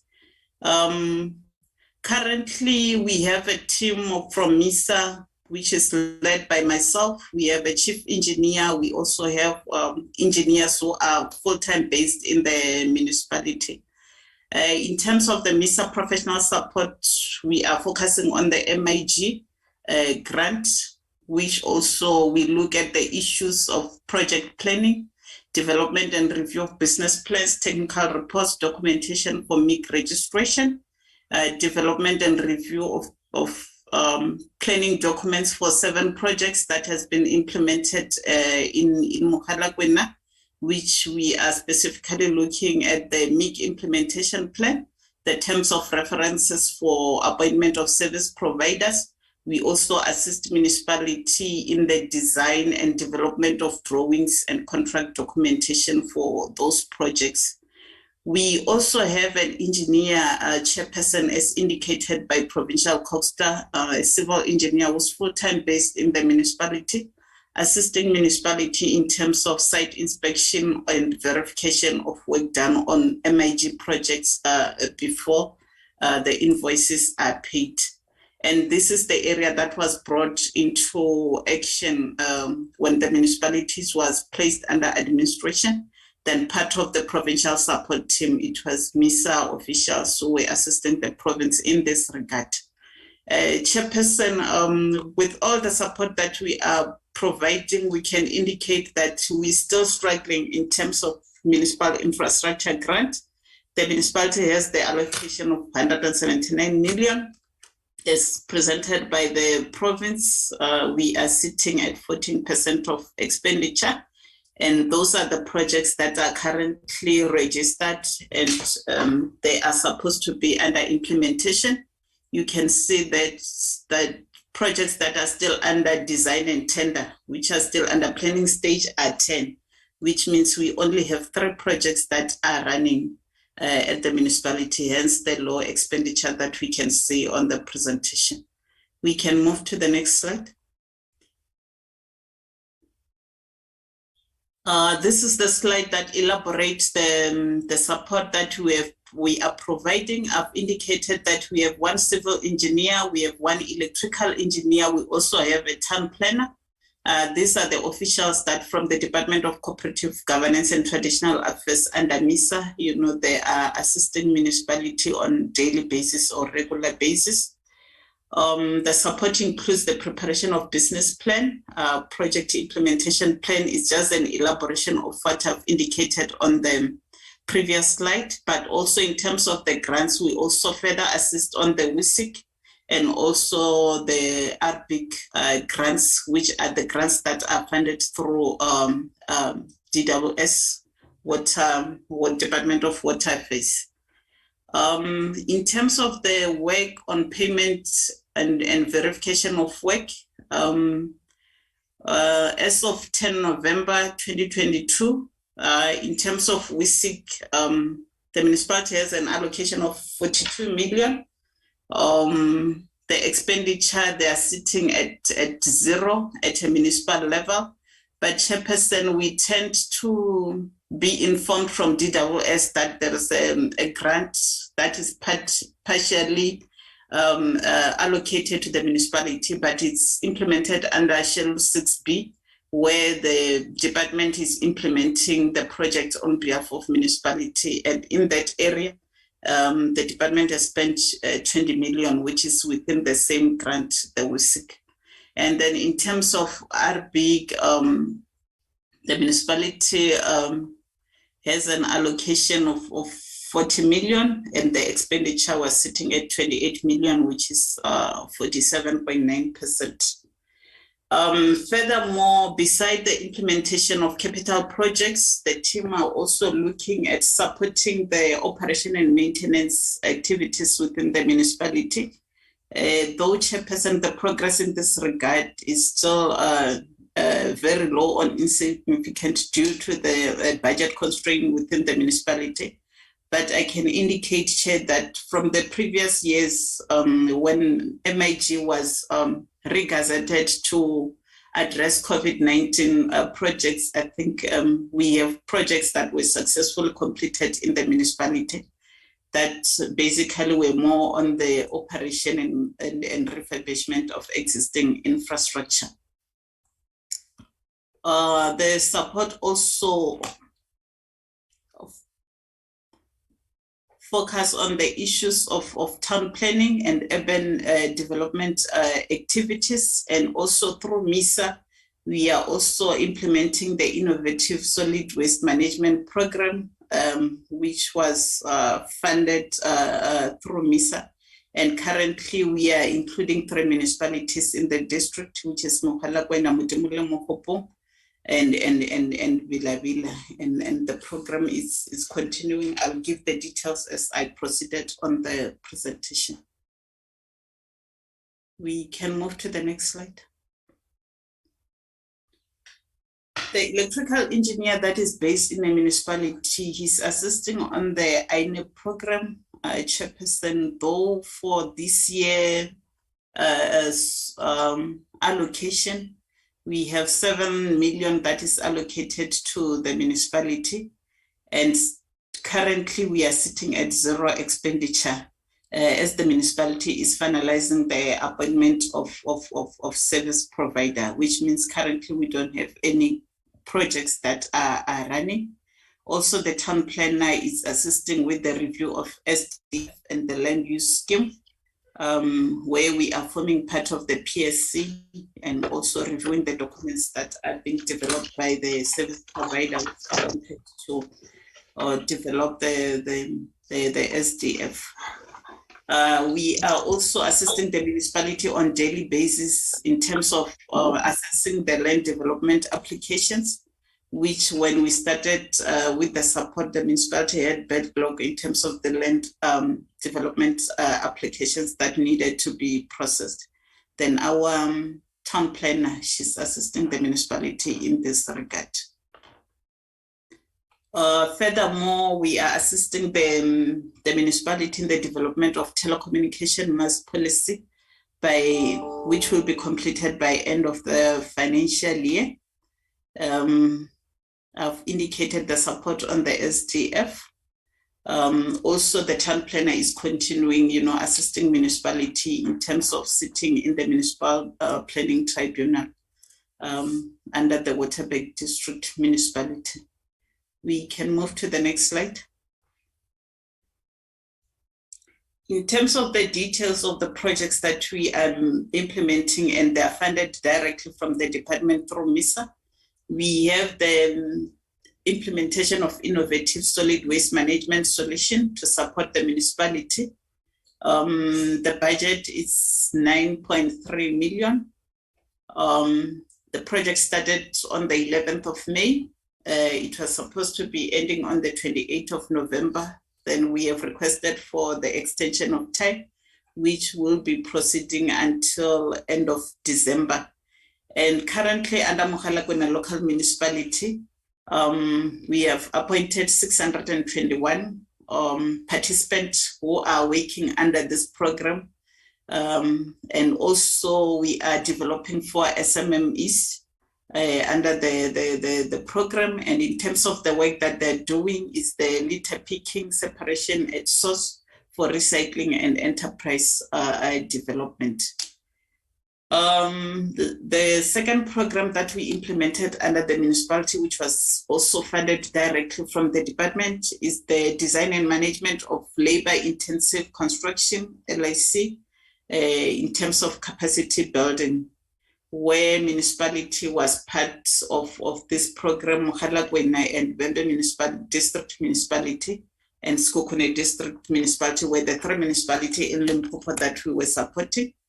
And in this regard, we trained also municipal officials on LIC labor-intensive construction and QF level 7, where 12 officials from the municipality attended the training.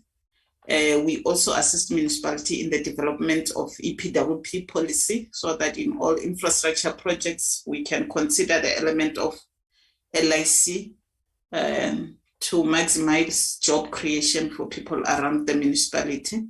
We also assist the municipality to develop the pro forma tender documents that they can use in terms of, implementing LIC activities in their projects. We can move to the next slide.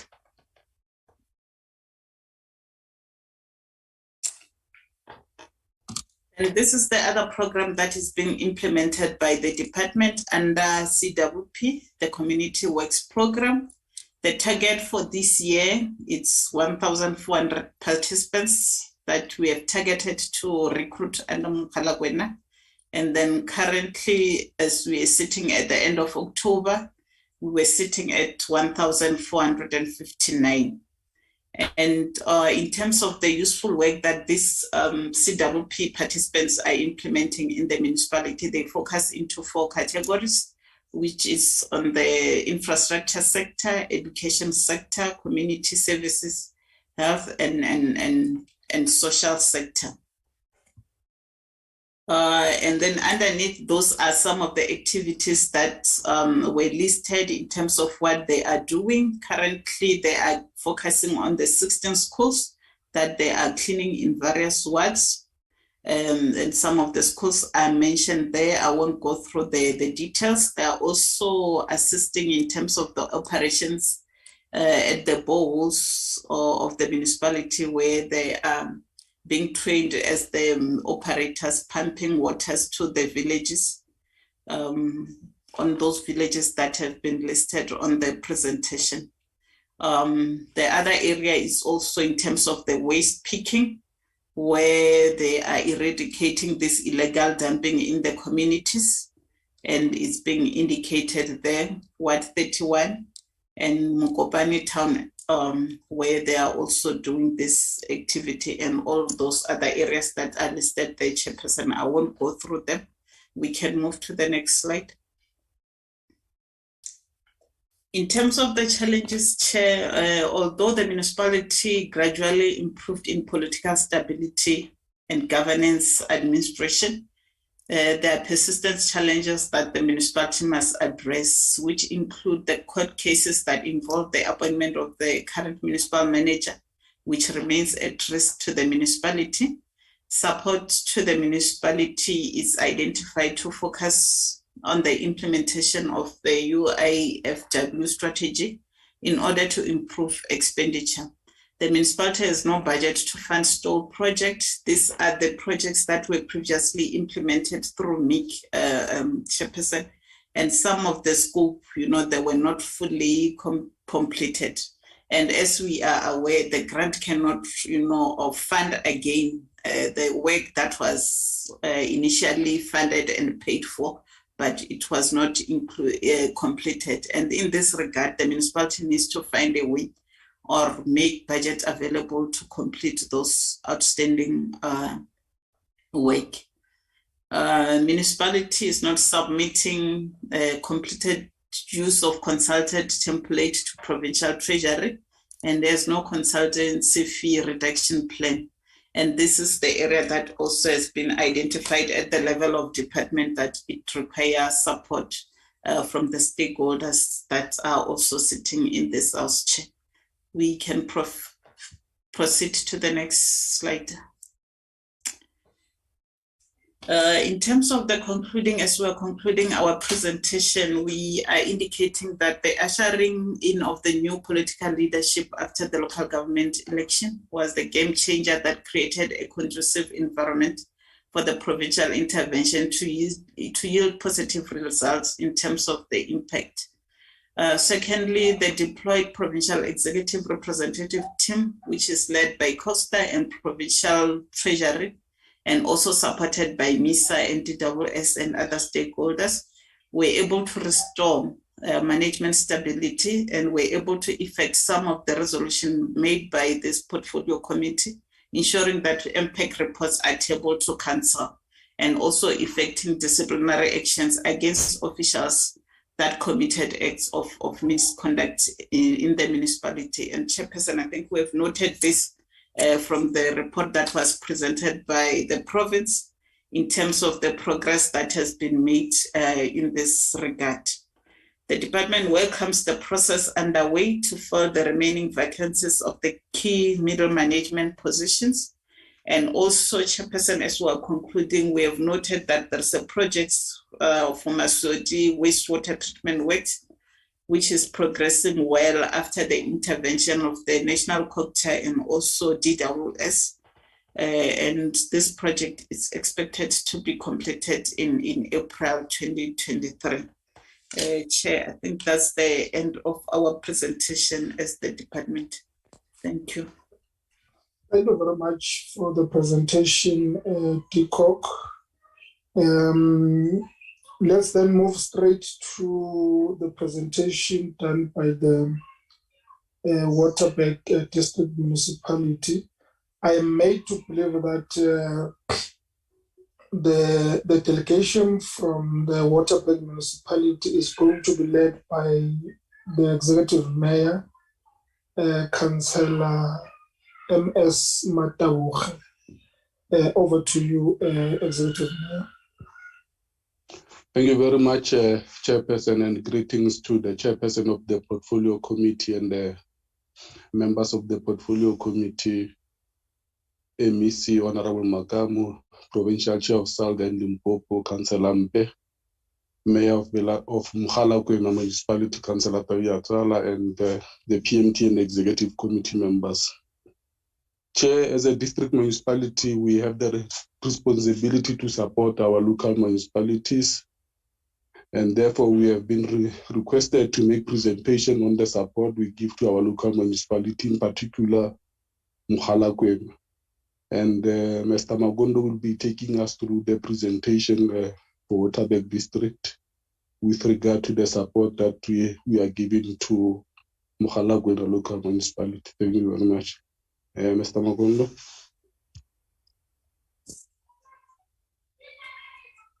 Thank you, Executive Mayor. Thank you, Chairperson, and all protocol observed. We are still trying to share the presentation.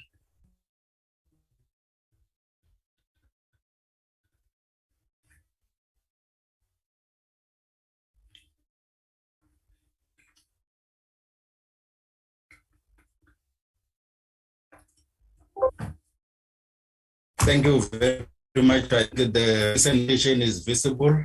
I am Peter Magondo as the Executive Mayor, managing the Office of the Executive Mayor within the Waterberg District Municipality. Chair, our presentation outline is as indicated there. We have a municipality. We also have the geographical location where the district is located within the province.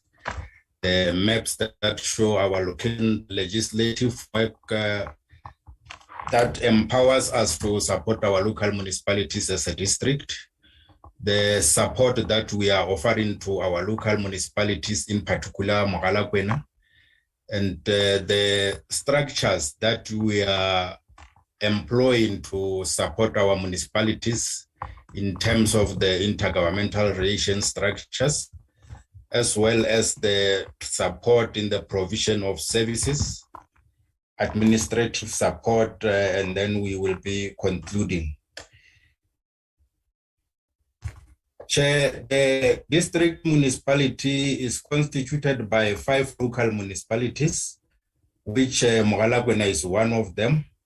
And I will therefore move straight to, if you allow, Chair, to slide number 8, where we will be talking about the provision of services as well as the support that we are offering to Mogalakwena. In terms of the Intergovernmental Relations Framework Act, we are empowered as the district municipality to establish the district forums, which will be the platforms through which local municipalities as well as the district will sit under one roof and share matters of mutual interest, as well as address, advise each other in terms of service delivery within the district. We have then established a number of IGR structures, which one of them is the Municipal Managers Forum, the Mayors Forum, CFOs Forum, District M Forum, Speakers Chief Whips Forum. The Mogalakwena local municipalities is sitting in all of this forum, and some of the challenges are addressed through forum to a local municipality.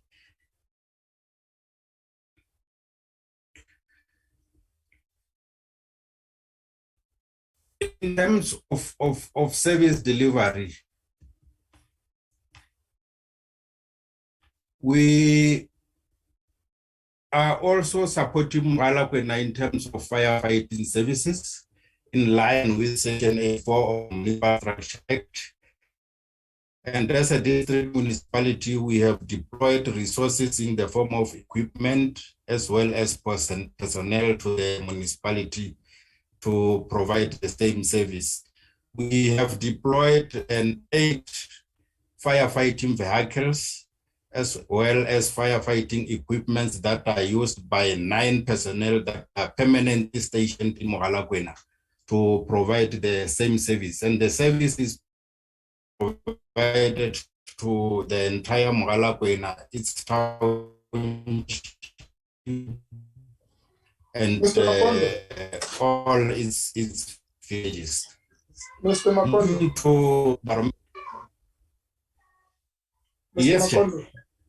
Yes, I'm saying your network has been of a challenge. I'm not sure whether it's the place where you are located, or maybe there is some movement that you're doing. But I wanted just to let you aware that we're finding it difficult to hear you properly. But maybe try and proceed. Let's see what happens after that. Sorry for disturbing you. I wanted to let you know that your network is a bit of a problem. Thank you. You can proceed.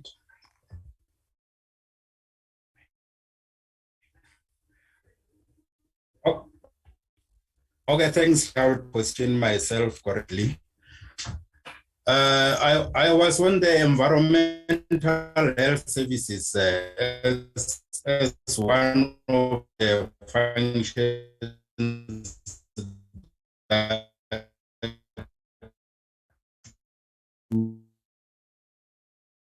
we are supporting Mogalakwena local municipalities. We, as a district, have been engaged that we are in 12 deployed to Mogalakwena to perform tenders online, and those include the inspection of land, inspection of food outlets, COVID-19 regulations. In addition to the environmental health practitioners that deployed to 2 air quality management officers that arise from the mines that are at the locality. The district municipality are aware is also the custodian of disaster management, and we are also assisting Mogalakwena in this regard. In the absence of the disaster management officials in Mogalakwena, we have deployed our officials to assist as and when need arise to deal with disasters as and when they occur. We have also humanitarian relief materials in the form of tents, mattresses, blankets to Mogalakwena to assist as well in terms of need.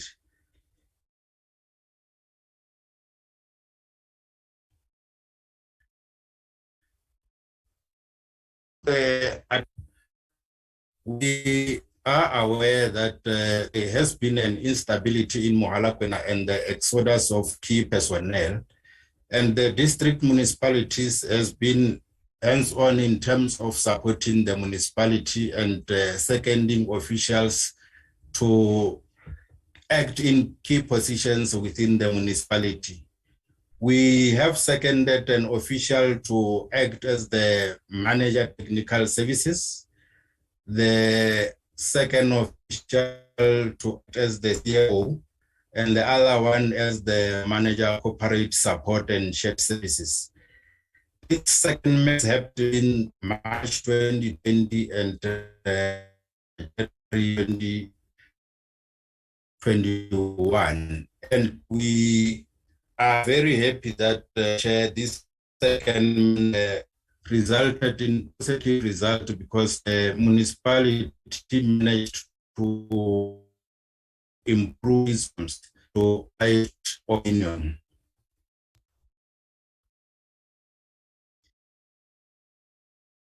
Moving to the next slide, Chair, in terms of the political support or political intervention, the of Mogalakwena into the municipality after the recent local government elections is constantly in meetings with the executive mayor of the district, trying to solicit advices and assistance in terms of politically managing the institutions. So we are assisting the office of the mayor in the local municipality in terms of that role. Moving to the conclusion, Chairperson, the district municipality as Waterberg is a category 1 municipality, which means that we are neither a water services nor a water provider. So we are dependent solely on grant for our operations, and therefore it is sometimes very our activity that do have financial implications. We, however, have assisted some of our local municipalities in terms of the implementation of their projects as and when they request us to do so, and we are upon their request. We are also concluding by saying that the full implementation of the district development model, we think that it will be a permanent solution to the building the requisite skills and capacity in the municipalities within the Waterberg district municipality. Chair, we are submitting as well this presentation for noting by the portfolio committee. Thank you. Thank you very much, colleagues, for the presentation. The next presentation, which is, I believe, is going to be the last presentation before we take before we go straight to the engagement of the presentation. It's going to be a presentation from Mogalakwena local municipality. And I am made to believe also that the delegation is going to be led by Mayor N.S. Tawutse. Sorry for pronouncing that wrongly. Over to you, Executive Mayor, and your team. Okay, thanks, Chairperson of the session. Let me take this opportunity to greet all members of the Portfolio Committee that are here today, and also extend my greetings to Chair. Chairperson. Yes. Can we see the face of the mayor, please? Okay.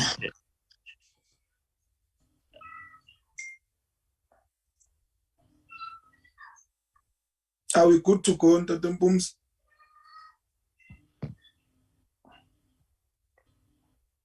Okay, thanks, Chairperson. I think they saw the picture. Now we can see the mayor, Chair, because we don't want to see the voice.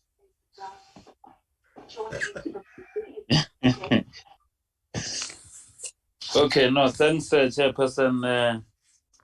I was still greeting all members of the Portfolio Committee, and I also saw that we are having true MECs in our province, MEC for Treasury in Squati, and MEC for Coghsta in the province, and Makamu, and also extend the greetings to the district mayor of Waterberg District Municipality, and also my colleagues in the municipality, the PMTs here, and other members of the executive committee are here, and also to greet the officials from Coghsta, from Provincial Treasury, from SALGA as well. I want to greet, I can conclude by saying all the protocol observed, and everybody that is in this particular meeting. Thanks, Chairperson. I don't know if they're having the presentation with you so that they can able to flag it there for us to go slide by slide. Shireen, do we have the presentation?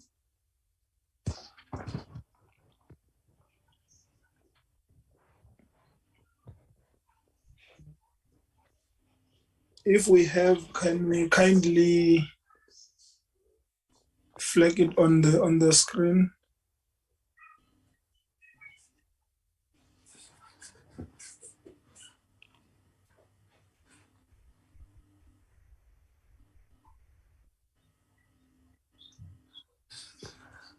Thank you so much.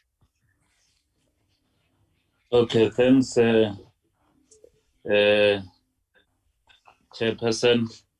Can we go to the where is dealing with the content, the location of the municipality? The slide that is okay. Thanks. Here is only the location where we are indicating where Mogalakwena municipality is situated. Is situated in the Waterberg district municipality, and also to indicate that Mogalakwena is one of the biggest municipality here in Waterberg district. We can go to the next slide, where is indicating the composition of our municipality, to indicate that our municipality is having about 32 wards and 64 councillors, and also to indicate how many peer councillors that we are having according to their different political affiliations. And we can go to the next slide. Okay. Here is just to indicate that, to inform members of the portfolio committee that in terms of governance, our municipality has been under administration for about 2 years, and also to indicate that the section 1391B was terminated in June by this year. That was the decision taken by the Provincial Executive Committee of the Premier and other MECs. What is left here is only section 154, where the Coghsta is going to deal with the issue of monitoring and evaluation, and also to deal with certain outstanding issues that it was supposed to address according to their terms of reference. And also to indicate that the delay in investigation and implementation of consequence management contributes towards governance failure, efficiency, lack of accountability, high cost of service delivery, and non-compliance with the supply chain management policy legislation. Also to indicate that the training of councillors has a major impact on the effective and efficient execution of their duties and responsibilities, which is expected to continue towards maximum functionality of the municipality, and also to indicate that there is a program that is called MCPP, is called Municipal Capability and Partnership Program, funded by Anglo-American and CSIR, to indicate that they have always been assisting us as the municipality in terms of capacitating and training our councillors, and also to indicate that the absence on a litigation strategy and an effective litigation management has a negative impact on the prudent financial management, and chances are they contribute to spend legal cost on addressed litigation where there are no prospects of success instead of settling the matters. And also to indicate that the poor oversight of council and its committees over the implementation of the financial recovery plan and non-compliance contacts to ensure legal compliance, the delay is minimal to good governance and prudent financial management, and also it will also lead to irregular, unauthorized, fruitless, and wasteful expenditure. But the municipality is also suspected to loss of money because of outdated illegal month-to-month contract and illegal contract. Also, it needs to review and audit existing contract to ensure the payment of such contractors. I think members of the portfolio committee are aware that I want to give a typical example that our municipality for the past 7 to 8 years, we were having a month-to-month contract of security companies in our municipality that were costing us an irregular expenditure, but also to indicate that since the beginning of this month of November, we are having new companies in the municipality that we have appointed, and we have followed all the processes to appoint those companies. You can go to the next slide. The next slide on the issue of human resource management to indicate that development of change management strategy undertake a diagnostic process to determine the level of staff morale and certification, and also to indicate that as the municipality, after some time, we were able to fill Section 56 manager position of corporate support services, technical services, planning and developmental services, and also the position of the municipal manager was filled. Even if you heard from Coghsta that there are issues about the issue, but we have taken a decision to appeal. I think the reasons to appeal was that we made thorough consultations with our sector department and our counterparts in other provinces to check whether the processes that the judge was complaining about, but we only found out that the process that that was unfolded was the process that was utilized in each and every municipality in the province and other provinces. And also the implications was that if we could allow that thing to happen, it was also going to have a negative implication on the position of other managers that we have filled. And on the financial management, development of a funded budget inclusive of cost-effective employees cost reduction strategy. Also to indicate that with the unfunded budget that we are having as the municipality, we are, remember, we are having a support from Coghsta, also from Treasury and SALGA, and also from the district municipality, to report to the portfolio committee that we are in the process of finalizing the funding plan. The provincial treasury is assisting us as the municipality, and the matter will be tabled before the council very soon, so that we can able to approve that funding plan. And also to indicate that one of the challenges is the issue of cash flow management tools and system, the trading debtors and collection rate inclusive of government debts and so forth. and the non-compliance of the SCM management policies, resulting in the municipality being the second in the country about the issue of high unauthorized, irregular, fruitless, and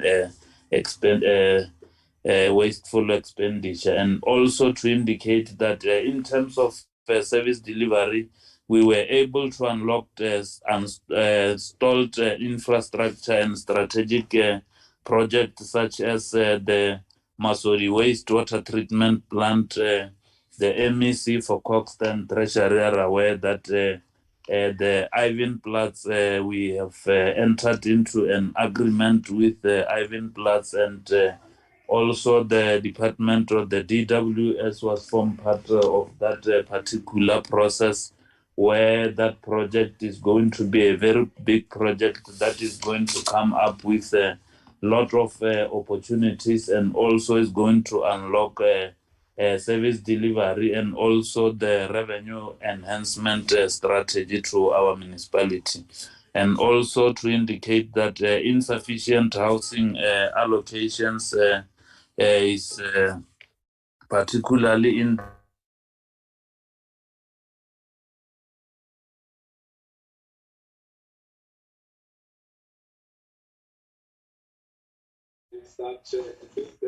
We lost the mayor, Chair.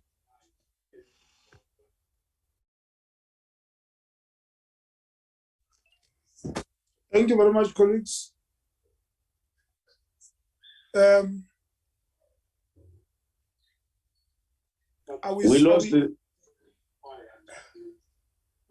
We lost the mayor, Chair. I'm trying to see if there is anyone that can be able to. Let me see if he's still. Those minds, so that they can also able to assist us.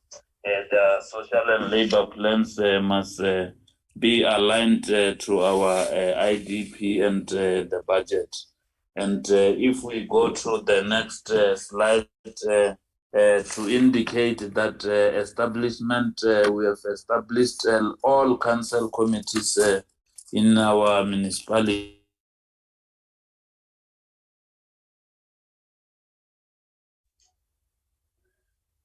Report also that we are getting from our sister department, and also the SALGA, including the district municipality, that after some time, at least this year, we were able to have an oversight report from MPEC that came to the council. We're just waiting for the recommendation and implementation of that report from MPEC. And if we go to the next slide, also to indicate that functionality of all committees, to indicate that all our committees are functional, we can mention all of them, and also the establishment of the risk management committee, and also the section 70 and 80 committees are functional, and monthly meetings, they are having the monthly meetings, and also to indicate that quarterly schedule from mayoral imbizos have been approved, and also that as the municipality, we were able to establish the ward committees for all Ward 32 wards in our municipality, and the committees are also, those ward committees are functional. And also to indicate that our municipalities is having about 9 traditional leaders within our jurisdiction, and those traditional leaders, all of them, they form part of the activities of the council.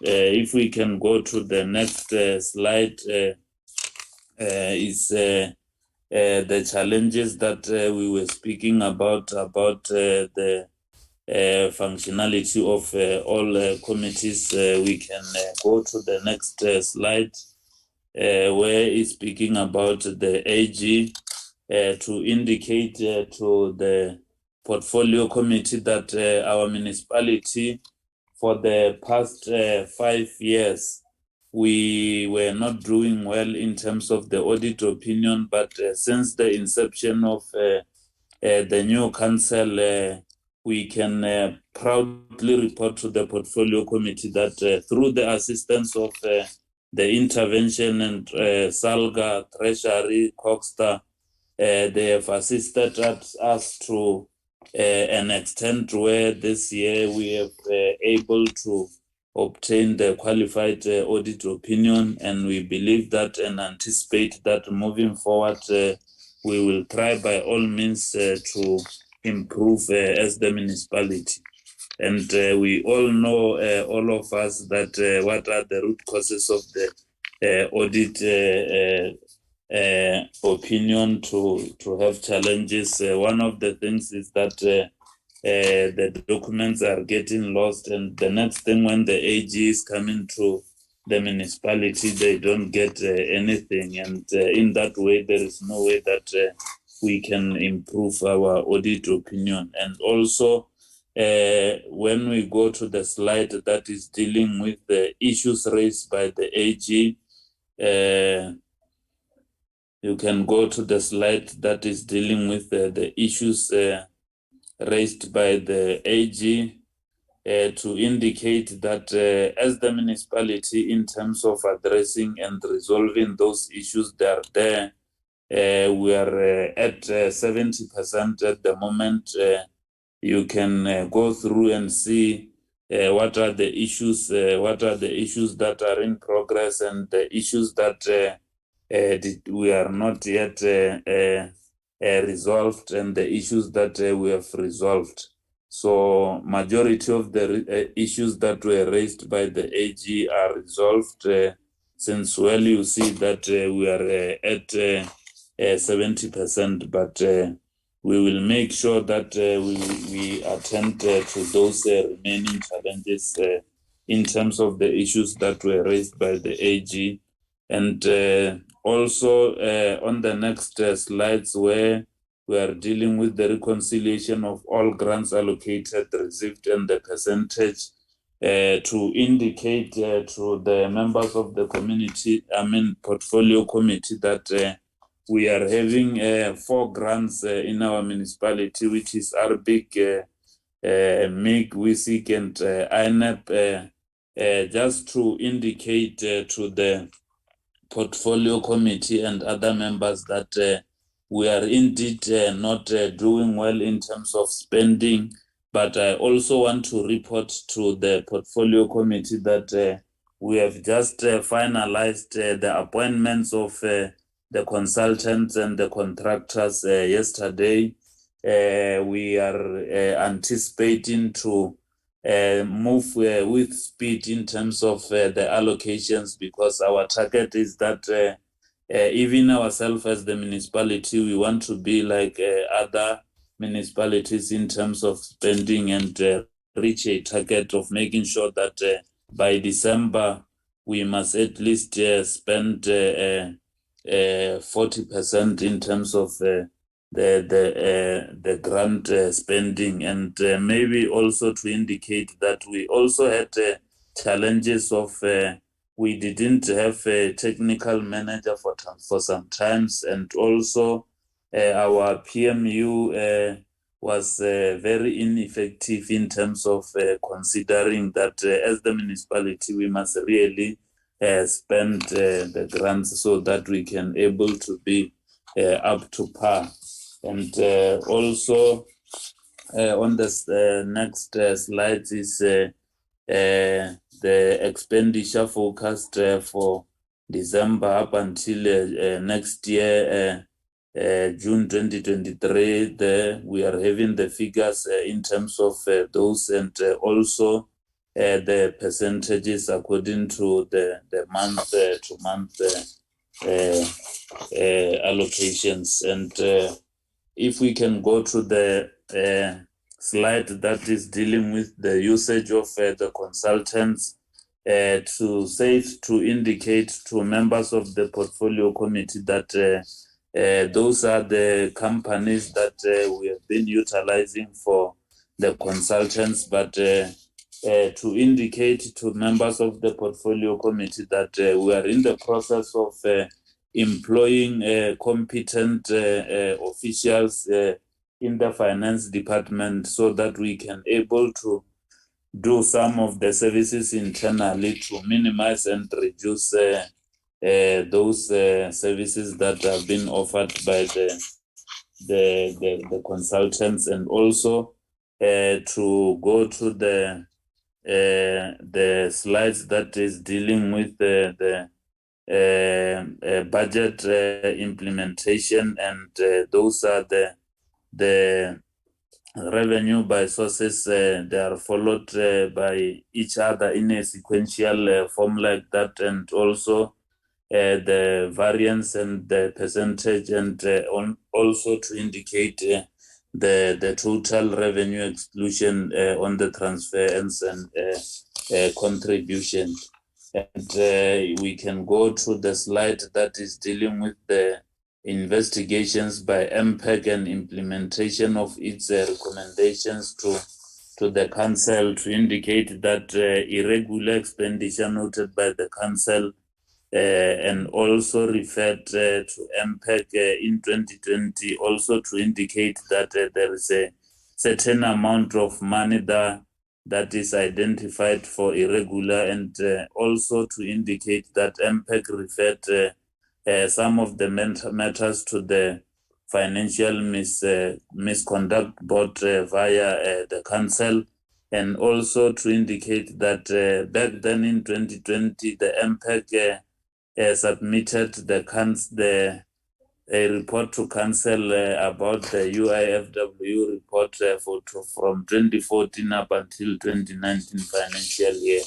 And if we can go to the next slide to indicate that those are the service delivery challenges, and also the issue of the security that I mentioned earlier before.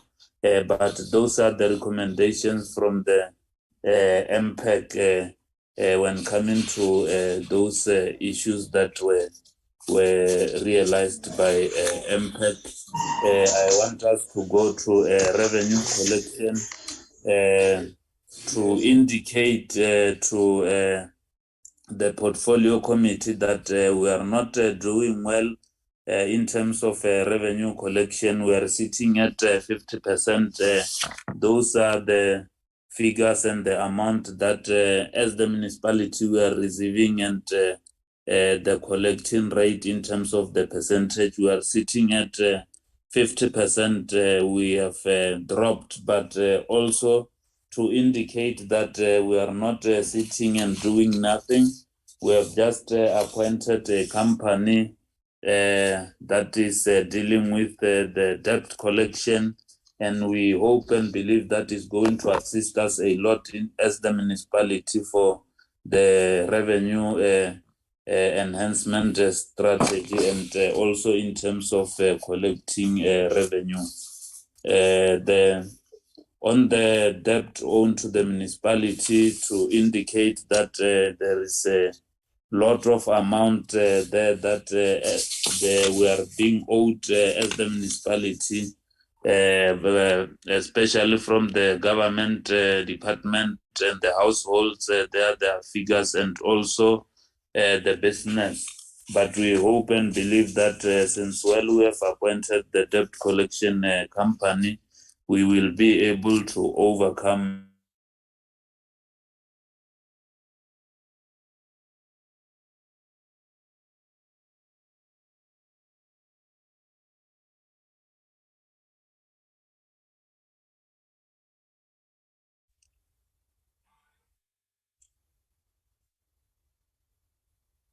Honorable Mayor.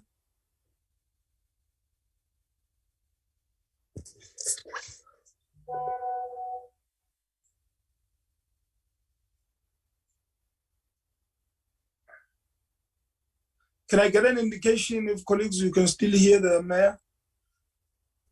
No, Chair.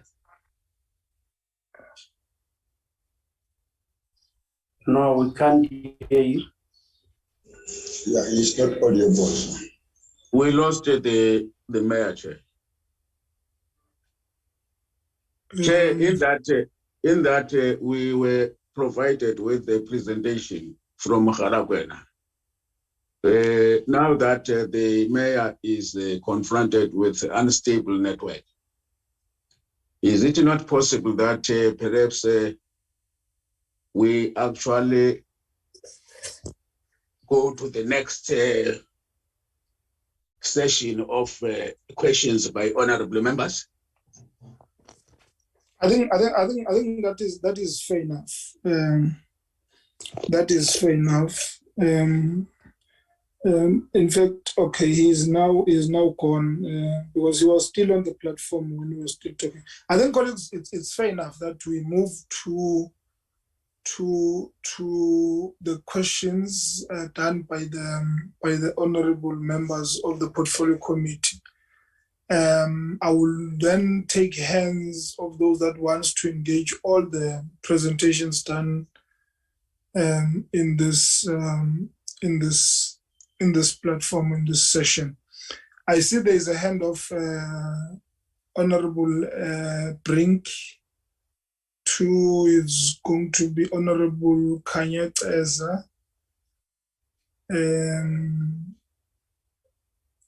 3, it's going to be Honorable Chichimpu Mza. In that sequence, colleagues. Thank you. Thanks very much, Chair, and thanks for the opportunity. I want to speak about an issue that was raised at the initial meeting. And Chair, please permit me to leave my camera off. I want. Thanks very much.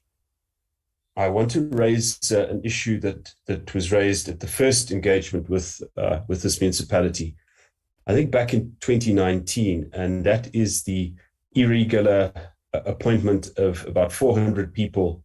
I can't recall whether it was in the administration general or in the mayor's office, but it was evident that the 400 appointments were irregular, is an indication that those positions were terminated. But my question relates to the disciplinary action and even the civil action that should have followed those appointments. And my question is whether anybody has been held responsible and liable for those appointments and the cost to the residents of this municipality. I recall at the 2019 meeting, there was I'm back, Chairperson. Sorry, Honorable Brink. Let me try and resolve this. Mr. Mayor, we have concluded that, look, because you are challenged by network, and we have the presentations to us. They were sent, in time. Let's rather engage what you then do, maybe where you did not present, as and when you are given an opportunity to answer, you will then be able to then fill us in on certain things that you think you might have not covered because of your network issues. Is that fine with you? Yeah, but I was towards the conclusion of our presentation. Yeah, the problem is you are being, it's going to disturb how we have now structured the meeting. So we're saying, with all due respect, can we kindly request that you stop exactly right there, and then what we'll then do, we'll give you an opportunity when you are supposed to do the responses to the questions that are going to be answered. Okay, no, thanks, Chairperson.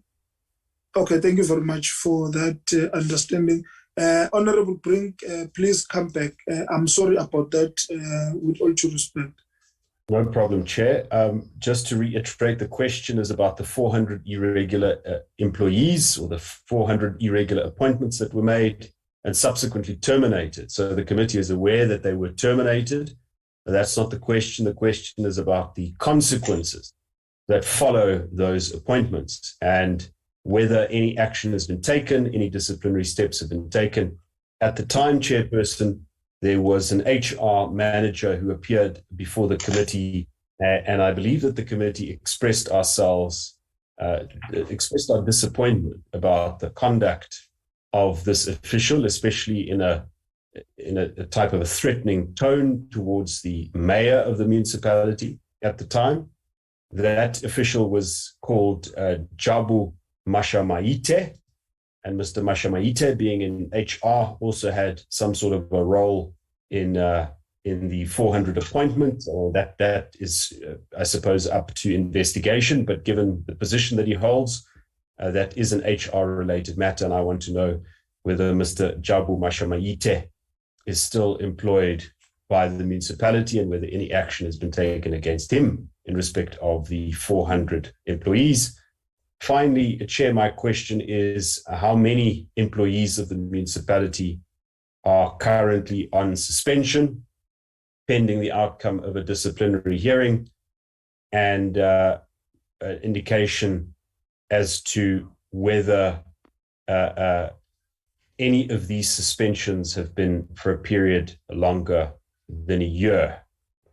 So any suspension pending a disciplinary outcome for longer than a year, and an indication of how many officials are involved. Thanks very much, Chair. Thank you very much, Honorable Brink. Can we take Honorable Gaza? No, thanks very much, Chair. Greetings to the colleagues, greetings to yourselves, and all protocol observed. Look, Chair, when I went through all presentations, I considered to the fact that the municipality is still under Section 139, 1B of the provincial intervention. And my first question related, Chair, to the length of the interventions and the sustainable changes that it brings in municipalities. And the third of that particular question is the fact that how do you, for instance, get to in keep with the gains of the intervention and make sure that they are sustainable over time if the municipality is handed over back to the same people that have contributed to the deterioration of the services. And if you look at the SIU reports, Chair, and you go to the Auditor-General findings, it will characterize the superficial nature of the improvements that have been done in scratching the roof. In that, Chair, findings of the AG raises the quality of performance information on the usefulness and reliability of reported information. That if the municipality cannot even be accountable for performance, what more is service delivery going to become, Chair?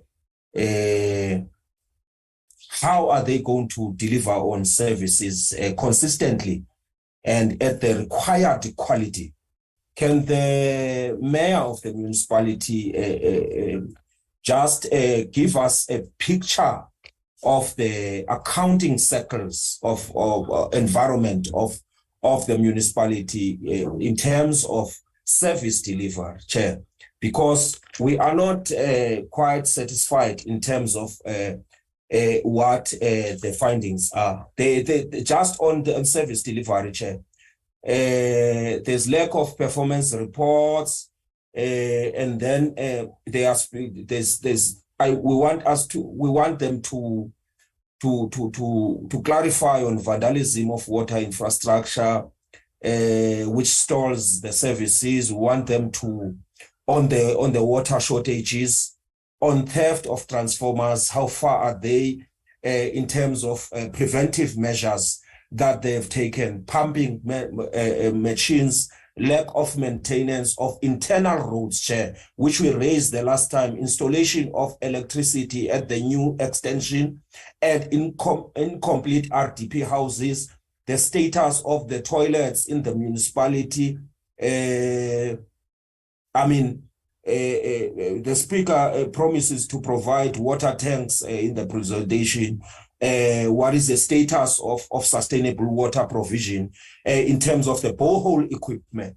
What is the breakdown of the cost for those equipments, and who is bidded to deliver on this in light of the fact that, Chair, there are irregular biddings that have been detected in the municipality, so that the community can now entrust the municipality going forward. But the Section 139 intervention, can it ascertain on how is it going to be sustainable in terms of putting it back to the same people? Then, Chair, they speak to the issues of, yes, that particular issue, Chair, that I'm speaking to about the length is located there in Section 138, subsection 8. Which gives the department a leeway to develop legislation governing the length of the intervention. This is the law. We have been long awaiting the monitoring and interventions and support since 2013, Chair, Management B. How far are we as DCOC to actually put those things in place, that particular bill, which has missed many deadlines for tablings in Parliament here? 2013 is not very near, Chair. Just in order to give clarity to the duration and kind of interventions, so that we know the value of interventions, and we don't see people that are coming through the interventions having to be recycled and put there as officials as well while they came through those interventions. And then, Chair, the Auditor-General then speaks to the material irregularities to the value of 13,308,477. This is in contravention to the Section 65, subsection 2 of the MFMA. So, what action, remedial action, to specifically put it, what is the remedial action that they have taken in terms of the intervention to curtail this situation and prevent it from happening? I would guess that, Chair, an intervention would have anticipated in terms of slide 20 of the presentation by DCOC. My question relates to the financial health. There is all in red there. Why were early warning signs were not put in place to detect or preempt the deterioration of the financial health in the municipality? In regards to now, we are talking about a crisis that has occurred, Chair. We don't talk about preventive measures that would have ensured that this municipality does not come to this particular.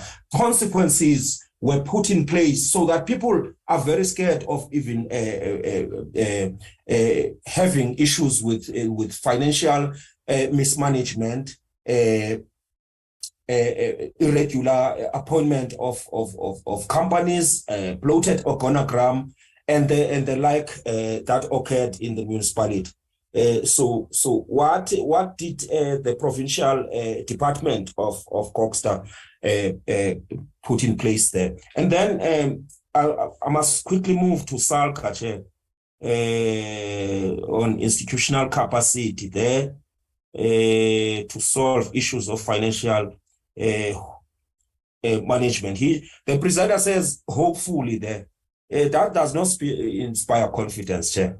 If you say hopefully, you are building institutional capacity for development of financial management to solve issues of financial management. And then he says, hopefully. That does not inspire confidence here in the committee, because we need to have guarantees in place to say that this is the time frame, because that's what we are not getting here along the presentations, just the time frames themselves, the commitment to say this is when these issues are going to be completed.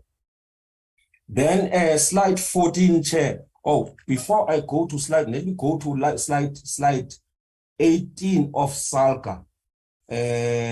Just on UIF. I just wanted to ask, how have you ensured, or can you assure the committee that the officials and councillors of the municipality have a clear understanding of the procedures they must follow when addressing the unauthorized, irregular, fruitless, and wasteful expenditure in compliance with the MFMA, the municipal regulations and line legislation? If yes, which areas of the UIFW expenditure have been affected? By when will the impact investigation be completed? Recommendations to council as the procedure goes for authorization, recovery of the unauthorized expenditure in terms of section 32A of the MFMA. Just to keep us in speed as to how far are you in terms of that. Then on DCOG, slide 14, Chair, they speak to the issues of MISA and the chief engineers that are there, and the expenditure at 14%. Can they just tell us why is that particular expenditure at that percentage at this point? Only 3 company projects running in the municipality. Which projects are these? We are not told. And what is the cost of those projects? How many people are employed in those projects? How much are they paid? Where are the materials being sourced, Chair? And what are those materials going to contribute to the GDP of the municipality and the revenue that will be collected later in the municipality? Are they located within the municipality, Chair? That is that on that particular issue of MISA. And then on Waterberg, Chair, then you find there that they speak to the issues of environmental services, which is embedded in section 152(1)(d) of the Constitution on objects of the local government. I mean, Chair, a number of emergency stations to cover all remote areas is a problem. Qualifications of officials we have raised here in critical position, undermining the value of the services. Shortages of fire departments, emergency services personnel, tendering of emergency service, skills audit. When will they be able to come to the committee and give us a thoroughgoing, comprehensive skills audit? Because there is cronyism that happens in that particular sector, Chair. There is monopolization, there is corruption in that sector, which we have raised here as the organization. And then they go on to say there's 3 economic pillars, which is tourism, agriculture, and mining. How have these sectors contributed to the well-being of the municipality? Because often the mining companies do not show clearly and clear contribution towards the well-being of municipalities. But the environment is depreciating all the time. They are operating here, and the agricultural sector, the tourism sector. How has the tourism sector contributed to the emerging SMMEs within that particular municipalities? Because they are in tourism established SMMEs, which are predominantly white, Chair. we have raised this there, and then you have problems there in terms of the capacitation of the emerging SMMEs. And then, Chair, how much, the last one, Chair, is how much was spent on consultants? That's my contribution, Chair. Thank you very much for the opportunity. Thank you very much, Honorable Keza. I now see that if you were to write all your questions down, we're going to have a serious nightmare. But thank you for staying online until this opportunity comes so that you can ask the questions directly. Thank you very much, sir. Thank you very much. Over to you, Honorable Mpumza. Thanks, Chairperson. Good morning to you.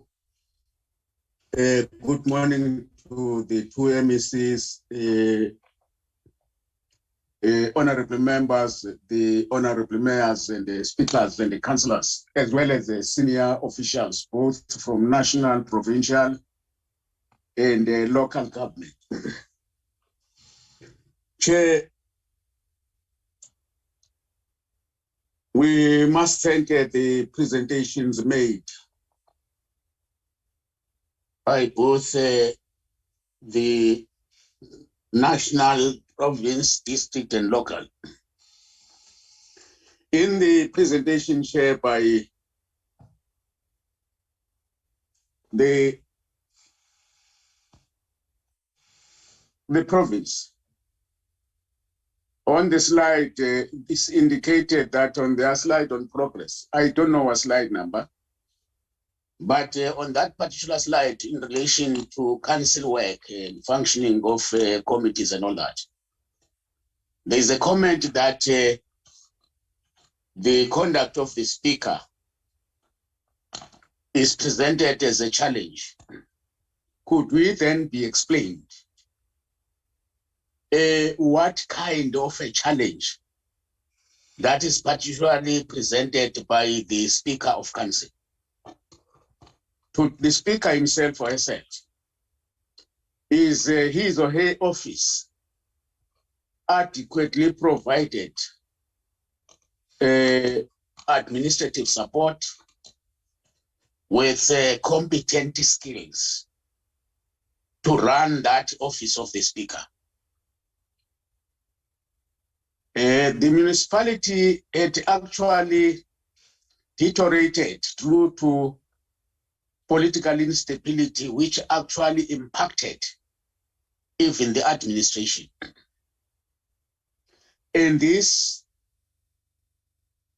never abated until that is the province had to intervene through Section 139. In our first visit in that municipality, the first thing that I'm direct to the Speaker was that we made a recommendation on Honorable, because after they appeared before SCOPA and ourselves here in Parliament, we decided to have this oversight visit to this municipality. And we made a recommendation because it was after the assassination of the chairperson of MPAC. We would like now to know to what extent has the office of the Speaker and the Mayor conducted or involved the police to conduct an investigation on the assassination of the chairperson of the MPAC. Could we be provided with the report as to how far is that particular process? At the same time, does the office of the Speaker have, or council, does it have credible standing rules and orders that would regulate the conduct of the council? Given that we have also a number of council committees also related to the management of the ethical conduct of councillors and the officials, does the ethics committee actually implement the legislated code of conduct, and do councillors actually declare within 60 days after every period in the council on their interest. And that would happen in the office of the Speaker. Chair, again, my second question would go to SALGA. We note that SALGA had provided targeted capacity building to Mogalakwena Municipality. Now would like to know, and this support is in a number of to a number of categories and sectors in the municipality. Does this intervention by SALGA receive traction in the municipality? And could SALGA indicate to us that indeed is training yielding positive results in terms of performance in the institution? Again, Chair, in the report by province,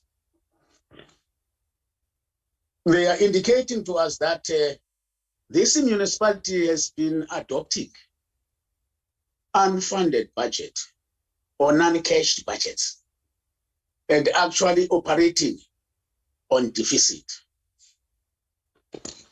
Now, the draft budget of municipalities in terms of law, the FMMA, are submitted to Provincial, Treasury and Cooperative for scrutiny before they are actually adopted. Now we are told that in this financial year, this municipality has actually adopted unfunded budget again. So does this assessment and scrutiny by the province, is it being ignored by municipalities in that Mogalakwena had again adopted this unfunded budget? And what remedial action from the monitoring side does the province provide to ensure that municipalities do not violate Treasury regulations, which is law? Again, Chair, when we're visiting this municipality at the time in November 2019, we received a report that Jabu Mashamaite, a junior official in the municipality, who was politically powerful in that he was running the municipality from behind the scenes. He had actually issued a job card of 17 million for vegetation felling or removal. And this, that supply chain policies were not followed. What consequence management had the municipality actually followed to address this conduct by Jabu Mashamaite? Where is he now? Is he still in the municipality? And again, he had actually self-promoted himself from a junior position to that of a managerial position. What consequences was taken by the municipality to address that? Chair, the AG, according to the AG, as of the 30th June 2021, Mogalakwena Municipality had an unspent conditional grant of 68.5 million. Given that the municipality's management position had been volatile, has the municipality successfully applied for the rollover of this grant fund, or has this grant fund been lost by being returned to the Treasury? And what dire consequences, if that is the situation, had been there for the communities, because this is a robbing municipality of service delivery? Again, the Auditor-General notes a weak record keeping as a basic administrative requirement in the municipality.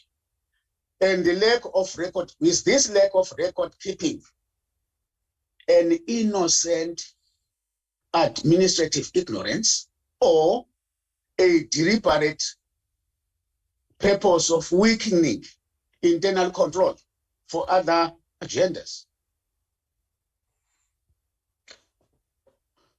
In the presentation by Coghsta again, Chair, it's reported that 1,459 CW participants are within the MISA funded project. Is this the extension of the CPWP model that is under implementing agents from Coghsta? Or is it a model designed within the municipal space? Lastly, what support is provided by Treasury and Coghsta to unblock the stalled projects in the municipality so that services are rendered to the community? Thanks, Chair. Thank you very much, Honorable Bumza. Colleagues, I trust that you have noted all the questions that were raised, and these questions, I must emphasize that these questions are not raised to only one institution, which is Mogalakwena local municipalities. There are questions that were raised to provincial government. There are questions that were raised to SALGA, jwalo. So nake kopa hore take what belongs to you in terms of the questions, so that we are able to make sure that we answer all the questions. Lastly, there is a hand of Honorable Mem Kalipi. Over to you, Mem Kalipi. Thank you very much, Chair. Sorry, Chair, I was struggling with these gadgets to raise my hand, but I was listening to colleagues asking pertinent questions in connection with Mogalakwena. And Chair, I just want to add, especially on what Comrade Babumpumza was asking in terms of the visits that the committee once had when they were doing the oversight with Mogalakwena Municipality. And I remember seeing a presentation, one of the presenters was saying that, no, at least now there's a political instability that is taking place there, because it was a cause for concern for committee members. At some point when they do the oversight, they were also threatened. There was a sort of shenanigans during the visit, the last visit the committee took place with this municipality. But now I'm happy to receive a report here that suggests that no, there's a stability now, a political stability. But on addition on what Bambumza was asking, the last time we were told that there was illegal appointments of approximately 400 workers, and it impacted on the salary bill.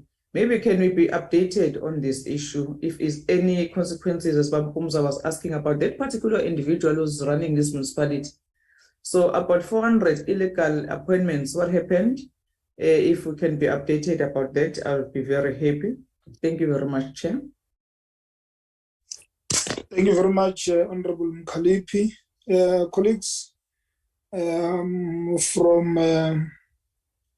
all the institutions, are we ready? Let's do it in that form. We'll start exactly how we started. It's going to be the provincial government, both local government in the province and finance, and then we move in that sequence in answering. What we'll then do, we'll then open a second lap of the bite, where honorable members will come back maybe for the follow-up, or where they believe that questions were not answered adequately. So let me then give it to you from the provincial government to then start with the answers. Over to you. Thank you, Chairperson of the session, Honorable Nsima. MEC Makamu from the provincial government. There are a number of questions which have been raised, and I try to record all of them. But I think that those that I think the municipality will better place to give all the details in terms of how. But the first question that I wanted to attend to is what Honorable Keza have raised in terms of the benefits of Section 1391B since its inception until now. And his question was also trying to want to establish whether the Section 1391B is still enforced in the municipality or invoked. Let me indicate that towards the 2021 local government elections, there was a circular that was issued by SALGA, National Treasury, and Coghsta nationally, which was directing how we should be able to handle the transition on municipalities which were placed under Section 139, or where there was an intervention by provincial or national government. Mogalakwena was one of those, and the transition was arranged the same as guided by the circular. That despite that, there is a new council that was elected from the 1st November 2021 local government elections. We should be able to have a transitional arrangement, not necessary to go out, because logically, when new council was to come, we were to start with on a clean slate. But in the province, we ran the support in terms, and our report does indicate what transpired from there until on the 22nd of June, where the provincial council of the province agreed to withdraw in terms of Section 1391B, where we went to the municipality even before council EXCO could take that decision, meet with the PMT, meet with the EXCO, try to show them all the progress and submit a close-up report that indicated areas which we still want them to proceed working with the support. Hence, the report will talk about a targeted approach in terms of Section 154 without necessarily having, as we speak now, the municipality is running its affairs with the support of provincial government in terms of Section 154 without having a team of intervention in the municipality. This, we did it because we did not necessarily see it like we are handing to the very same council. It's a new mayor, it's a new councillors, there are different conditions. And out of our report, you will see that we're starting to enjoy political stability, and we were comfortable that we will be able to deal with that. Let me also come to the issue which was raised by Honorable Umza on the issue of the challenge that was seen to be brought by the speaker. Of course, it was indicated, but it was a very minimal time. I think we just highlighted because we wanted to be detailed. But after an intervention from the provincial administration, the speaker, the chief whip, and the mayor started to work together to support.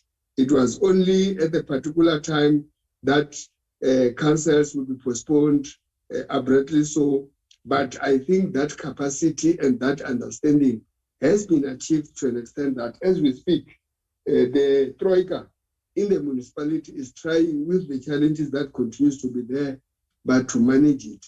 And I think we are succeeding in terms of supporting the PMT and the mayor to make sure that service delivered. There was a specific issue which was also raised by Honorable Nkeza, which speaks to service delivery matters about incomplete projects. I would want to pick one that he raised, which relates to the provincial government, specifically on the issue of incomplete houses, because the municipality is a level 1 accredited municipality. They don't necessarily handle the construction of houses. It is done by the provincial government. And fortunately, in the province, the Coghsta and the human settlement, it's one portfolio under my supervision.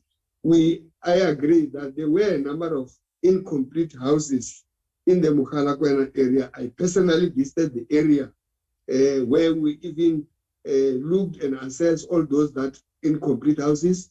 But I can assure you that we appointed a new contractor that finished the incomplete houses.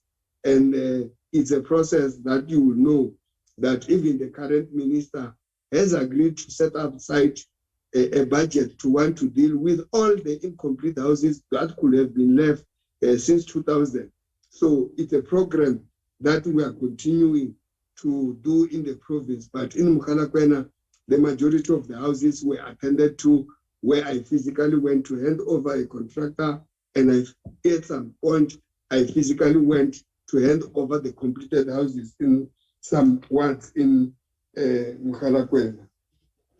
The other issue is about the issue raised by Honorable Nkeza on the issue of recycling the intervention team. I can confirm that all that we sent as an intervention team in that municipality, which I think could be the benefit of the process of having intervention, all those that were deployed there were those that did not necessarily have direct interest to be employees. So I can confirm that when we left out the municipality, you might have seen how we appointed the senior management of the municipality.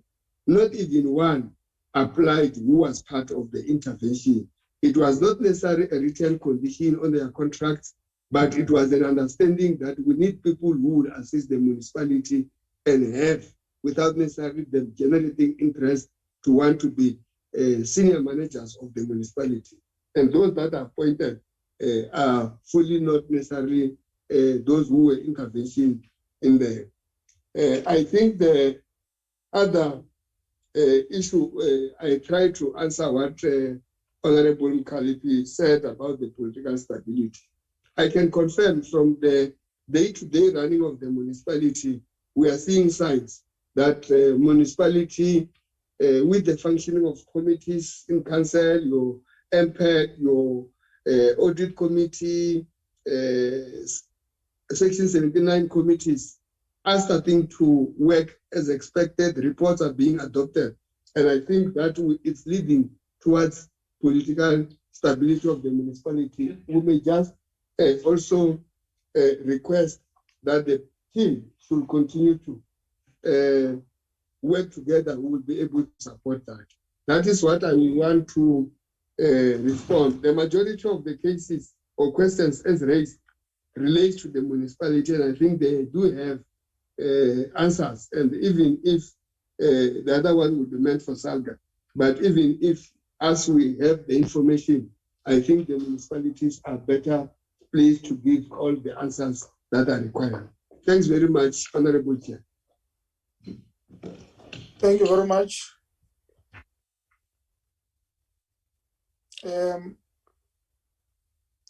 Next it's going to be let's take a district municipality. If there is anything that they need to answer on, and then we'll follow with SALGA, and then we'll end with Thank you very much, Chairperson.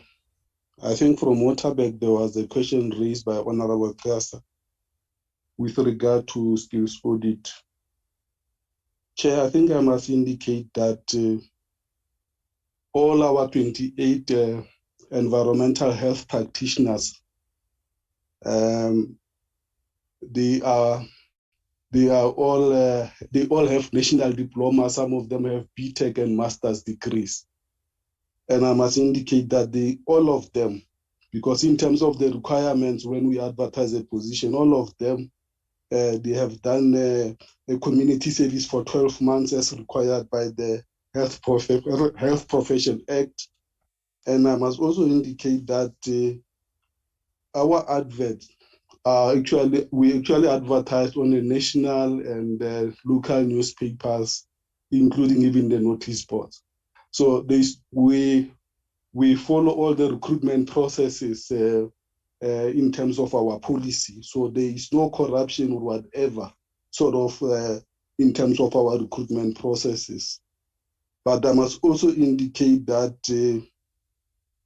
all of them are actually registered with the Health Professional Council of South Africa. All these environmental health practitioners, the 28 of them, that's the number that we have with regard to environmental health practitioners. And all our firefighters that we have in our employment in the district, they are also registered with South African Emergency Services Institute. And we also advertise a position when we have vacant positions and on a local or a national newspaper. So we don't actually, we follow all the recruitment processes to the latter. I must indicate that and all of them, the requirements are supposed to have the bodies that they are registered with, and all of them have actually registered with the bodies that they're supposed to register with. I think that's the question that was raised with regard to our environmental health practitioners and our firefighting services, because that's the support that we also, or the functions that we provide as Waterberg District Municipality. Thank you very much. Thank you, Executive Mayor.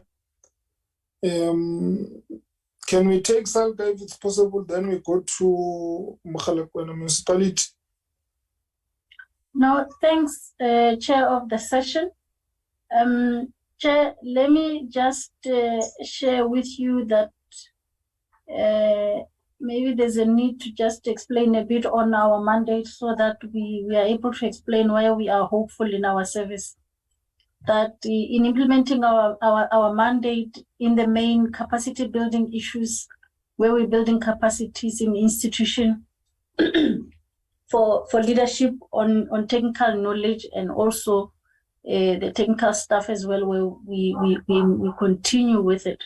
So where the honorable member was raising an issue, we were rendering that service and also just supporting and advising, and also on issues of knowledge sharing and knowledge impartation, where we were mentioning that we then bring peers to come and share information.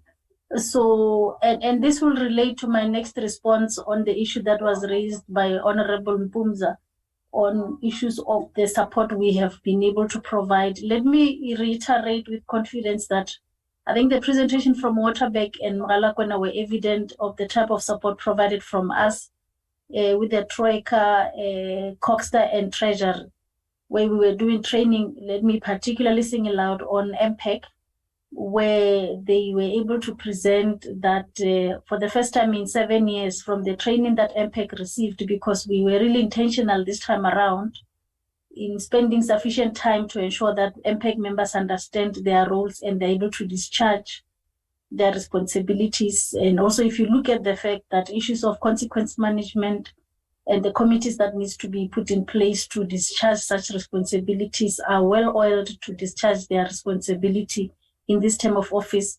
We have seen in Mogalakwena, firstly, the contribution of MPEC being able to submit an oversight report on their annual report for the first time in the past 7 years.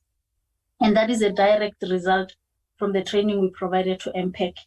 And again, if you look at the fact that their audit has improved, it talks back again to good governance. And this directly relates to the capacity that has been built by the partnerships in the province towards that municipality. So we can confidently report to the portfolio committee that there's truly a movement from the embers to the green in as far as Mogalakwena if we continue at this streak. And like we mentioned, that we'll continue to provide support and wait upon the municipality as well to call us to where there is a need for targeted support that they will need. So I hope that clarifies the House from a point of the support SALGA provides. Thanks, Chair. Thank you very much. Can we then move to Mogalakwena local municipality? Okay, now thanks, Chair of the session. I will start by answering the question of 400 illegal employees. To indicate to the portfolio committee that the issue of 400 illegal employees is in the hands of the SIU. They reported to us that within a space of about 2 weeks, they will be giving us a report on what is it that is going to happen and the recommendations thereof in terms of those illegal 400 illegal employees, and also to indicate that people that are implicated as well in this illegal appointments, the manager have resigned. The former manager for corporate support services has resigned. In fact, she was dismissed by the council, and also the former acting municipal manager has resigned as well. So we are sitting and waiting for the SIU to give us a report on the matter, and maybe also to indicate that on the issue of all the corrupt activities that happened in the municipality, also the SIU sometimes early this year, they made investigations and they gave us the recommendations in answering the question of how many employees that are on suspension, to indicate that according to the report of SIU, about 12 employees were implicated and 4 of them were resigned, and about 8 of them, we suspended about 8 employees that were implicated in doing wrong things in as far as all issues that took us to go down to up until we go to section 1391B. And also to indicate that out of that 8 employees, there is another 2 employees that are suspended. In total is 10. And on that report is indicating that they will be appearing, their disciplinary processes has been postponed, and we don't even have a year addressing those particular processes. And the issue of 1391B, I think the MEC has covered me.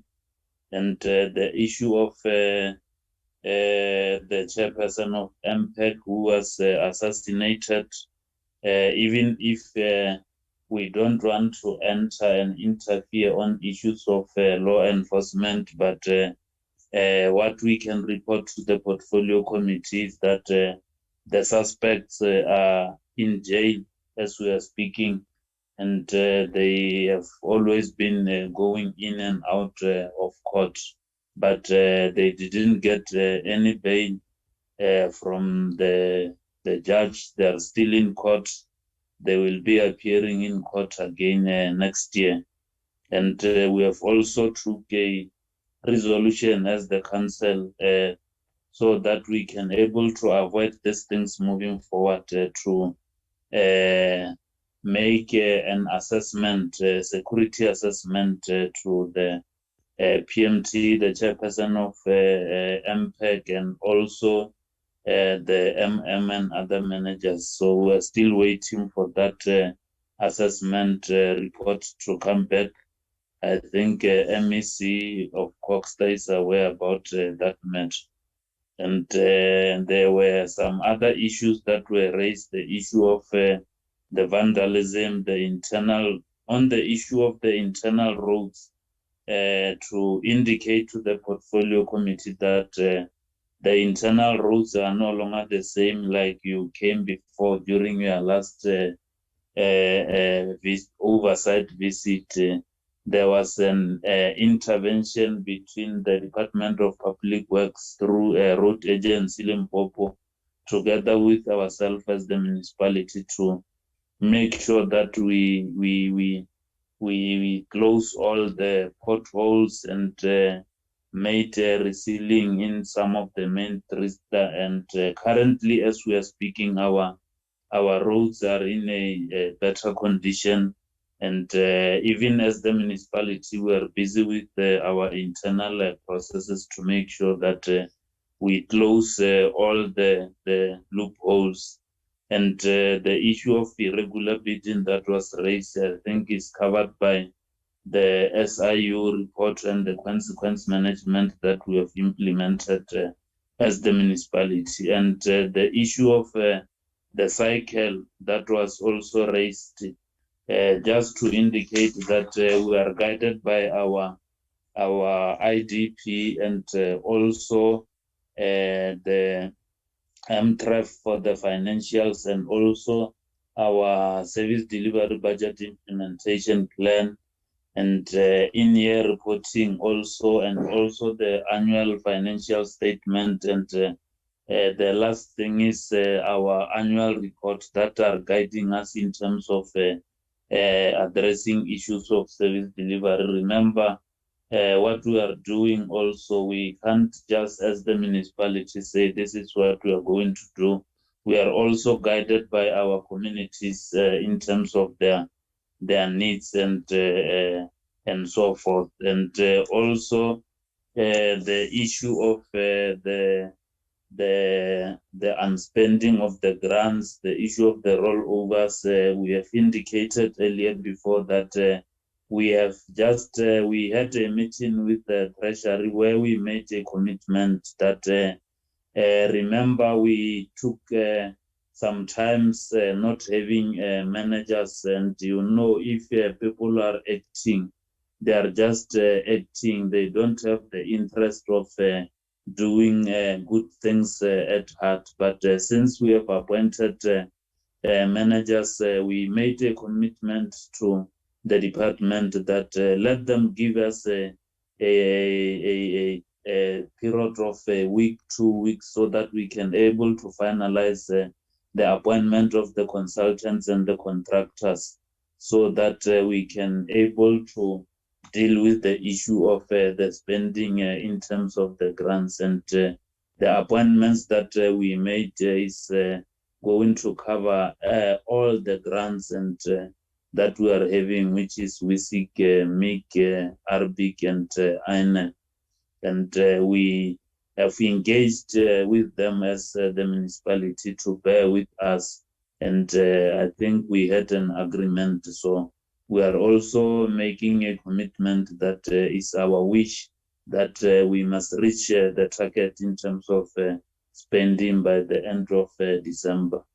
In terms of the record keeping of the municipality, we have also appointed the IT company that is going to assist us a lot. Remember, we are living in the fourth industrial revolution, where those manual filing of documents are no longer that necessary, and also necessarily because the documents are getting lost. That is the reasons why we are not doing well in terms of the audit opinion. So the IT company that is coming to the municipality that we have appointed is going to assist us in terms of the record keeping and information keeping of the entire municipality, so that in future we must just go electronically in terms of finding out any information that is needed from the municipality. In short, Chairperson, those are the questions that I can answer. Okay, there was the issue of Jabu Mashamaite that was raised by members of the portfolio committee. To indicate to the portfolio committee, they also asked whether he is still with us as the municipality, to report to the portfolio committee that he is one of the suspects that is implicated on the issue of the assassination of the chairperson of MPEC. And as the municipality, remember, each and everything that we do we are guided by the policy of the municipality. I think he was arrested around May, and according to the policy of the municipality, it's going to be automatic, but the salary was terminated in the first month. Now we are in the process of making sure that we follow all the processes of the municipality to deal with his matter, because he has not been coming to work since he was arrested in May. Chairperson, I think those are the questions that I could be able to answer, unless otherwise, if my colleagues from the PMT, EXCO, and the officials want to add on something. Thanks. Thank you very much, Honorable Mayor. I think the omission that we did was not allowing DCOG to also respond. There is one question that I noted that was directed to DCOG, and if not two, maybe let me allow them that opportunity to respond to that question, and then we'll then come back for the second bite if colleagues are still interested. Thank you. Over to you, DCOG. Yes, good afternoon, Chairperson, and to all the members, the honorable members of the committee. Let me also greet the MEC, as well as the executive mayor and the mayor from Mogalakwena, including all the leadership and all protocols observed. I'll respond to the one. There are two questions. I think the other one I will add. The province should probably clarify on the issue of the length of the intervention, but on the IMSI bill, as raised by a member, Keza, we just wanted to inform the portfolio committee that we will be giving the committee an update tomorrow in our session with you on the IMSI bill. I'm proposing that we will then be able to then have the discussion on that presentation that we will share. There is another colleague that wants to do a follow-up. Thank you. Over to you, Mr. Mpumzi.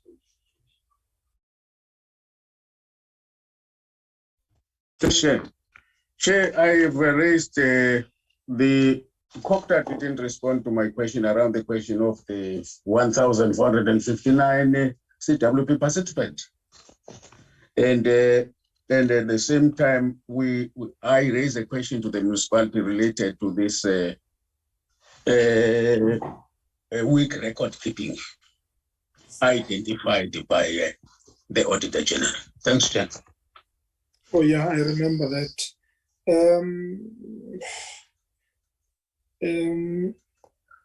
It doesn't look like as if there is another colleague that wants to make a follow-up.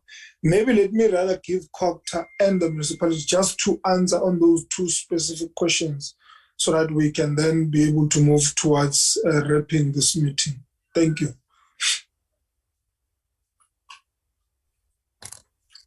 Thanks, Chairperson. It's Regina. I've represented the presentation from DCOG. Chair, if you can allow, let me talk to the question in terms of the CWP, the 1,459 participants, to indicate to the Honorable Pumza that it's not an extension of CWP. We have two programs that are running in the municipality currently, which are separate. We have the first one that has been indicated under MISA, which is the Innovative Solid Waste Management Program. That one, it's a pilot program that came through the presidential stimulus package, where it's more on MISA, and also its budget, it was a pilot. Then there's a second program which is appearing towards the end of the presentation under CWP. That's the normal CWP program that is implemented within DCOG. but the beneficiary municipality is the Mogalakwena local municipality, where the target is 1,400, and currently they've appointed 1,459 participants. I think that's the clarity that I can provide in terms of the two programs that are running. But Chairperson, just to go to the other issues that were raised in terms of the service delivery, there was an issue, a concern raised to say in terms of the expenditure of grants, why are we still in this percentage? You know, as you have noted from the slide that comes after that, we have indicated that the status quo, as indicated also by the mayor of the municipality is still in a process of recruiting or appointing service provider. Then also as the stakeholders who are supporting, we need to wait for municipality to conclude that process of appointing service providers, then the projects can move. In terms of the 3 projects that they requested the details, Chair, we did it. Chairperson, it seems as there's somebody who's not muted. The noise is distracting. In terms of the projects that are currently running, Chairperson, we apologize, we didn't provide details looking at the length of the presentation. But in terms of those projects, we can mention them. It's the Mokopi mini scheme, which is a water project. We have Jagal Scale Cluster 1. We have the completion of Magusela Road. These are 3 projects that are continuing from the previous financial year, and they are currently under construction. And then all other projects are still at appointment. And the other details that the portfolio committee is requesting, Chairperson, if we can be allowed, as Mr. Mwale indicated, we can provide that in writing in consultation with the municipality in terms of the people who the municipality has appointed in these projects and who are those people. Chairperson, I think those are the questions that were raised regarding the presentation that were made under DCOC. But other details will be provided in writing, as Mr. Mwale has indicated. Thanks, Chair. Okay, thank you very much. The second question was directed to is it Mogalakwena or the district municipality? I think it's Mogalakwena. Chairperson, what was the question? And the Tempumza. Chair, I was saying that the AG has noted a weak record keeping in the municipality. And my question was, is this lack of record keeping an innocent ignorance by senior management, or is it a deliberate attempt to weaken the internal controls of the municipality?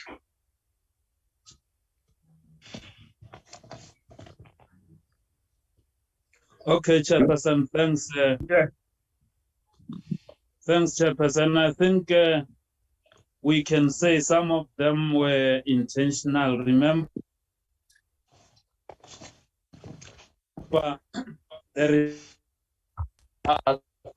it was going to implicate some of these officials, but part of the investigation that are taking place is that they are investigating those causes, and like I've indicated, that we have appointed the IT company, that one of the responsibilities of that IT company is to correct those kind of things moving forward.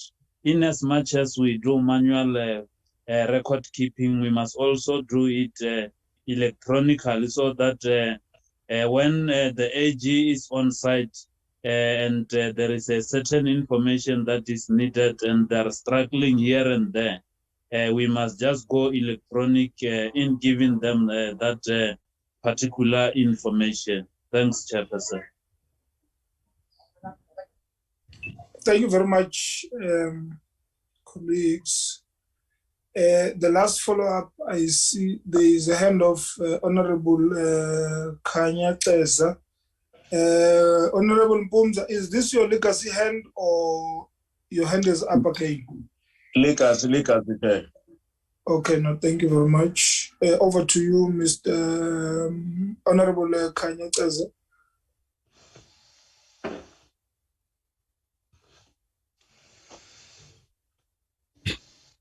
My follow-up, I may not have heard due to the network glitches there, whether they have answered to that or not. They are speaking to the target of 1,400 participants. Is there any outcome of the investigation into officials that are involved in the CWP in that municipality? What is the impact of the remodeling of this particular, because we were told here and we are yet to receive that particular remodeling so that we can see who is then implicated. Can you demonstrate how you have supported the municipality in terms of the standard charts of accounting? Because often municipalities do not report into the standard charts of account in terms of financial reporting. So I would like to get an understanding as to whether you have indeed in building capacity of the municipality have put measures in place so that the municipality do not report on PDFs and stuff like that. Thank you very much. I will allow the municipality to respond to that, because that is only one question that is outstanding, and I think after that we should be good to close. Chairperson, I'm struggling with network. I didn't hear him exactly what he was saying. Yes. I'm here.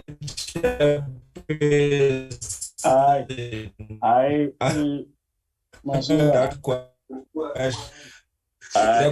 The first question is pertaining to the CWP.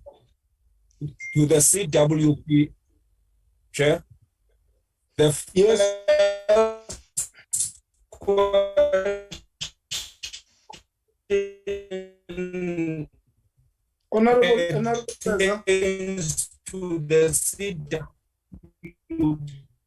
Honorable Kaza. The remodel, because can you hear me, Chair? Honorable Kaza, your network is bad. We can't even hear a single word you are making. Okay, that's fine, Chair. Can you hear me now? Mr. Mpumza and Mayor, kindly switch off, please. Please proceed, Honorable Kaza. Okay, let me. No, my question pertains to the CWP. Can you hear me now, Chair? You are much better now. Yes, I think it was the video, Chair.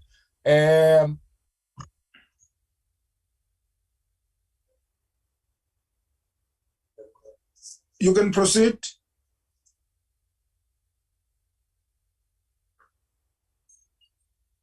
We lost him, Chair. Yeah, no, he seems to be struggling. I'm trying. Like, I can, in the meantime, respond. Okay. No, yeah. Okay, please do, Mr. Mahal. Yes, thanks. On that one, the remodeling is underway, and we're at the tail end.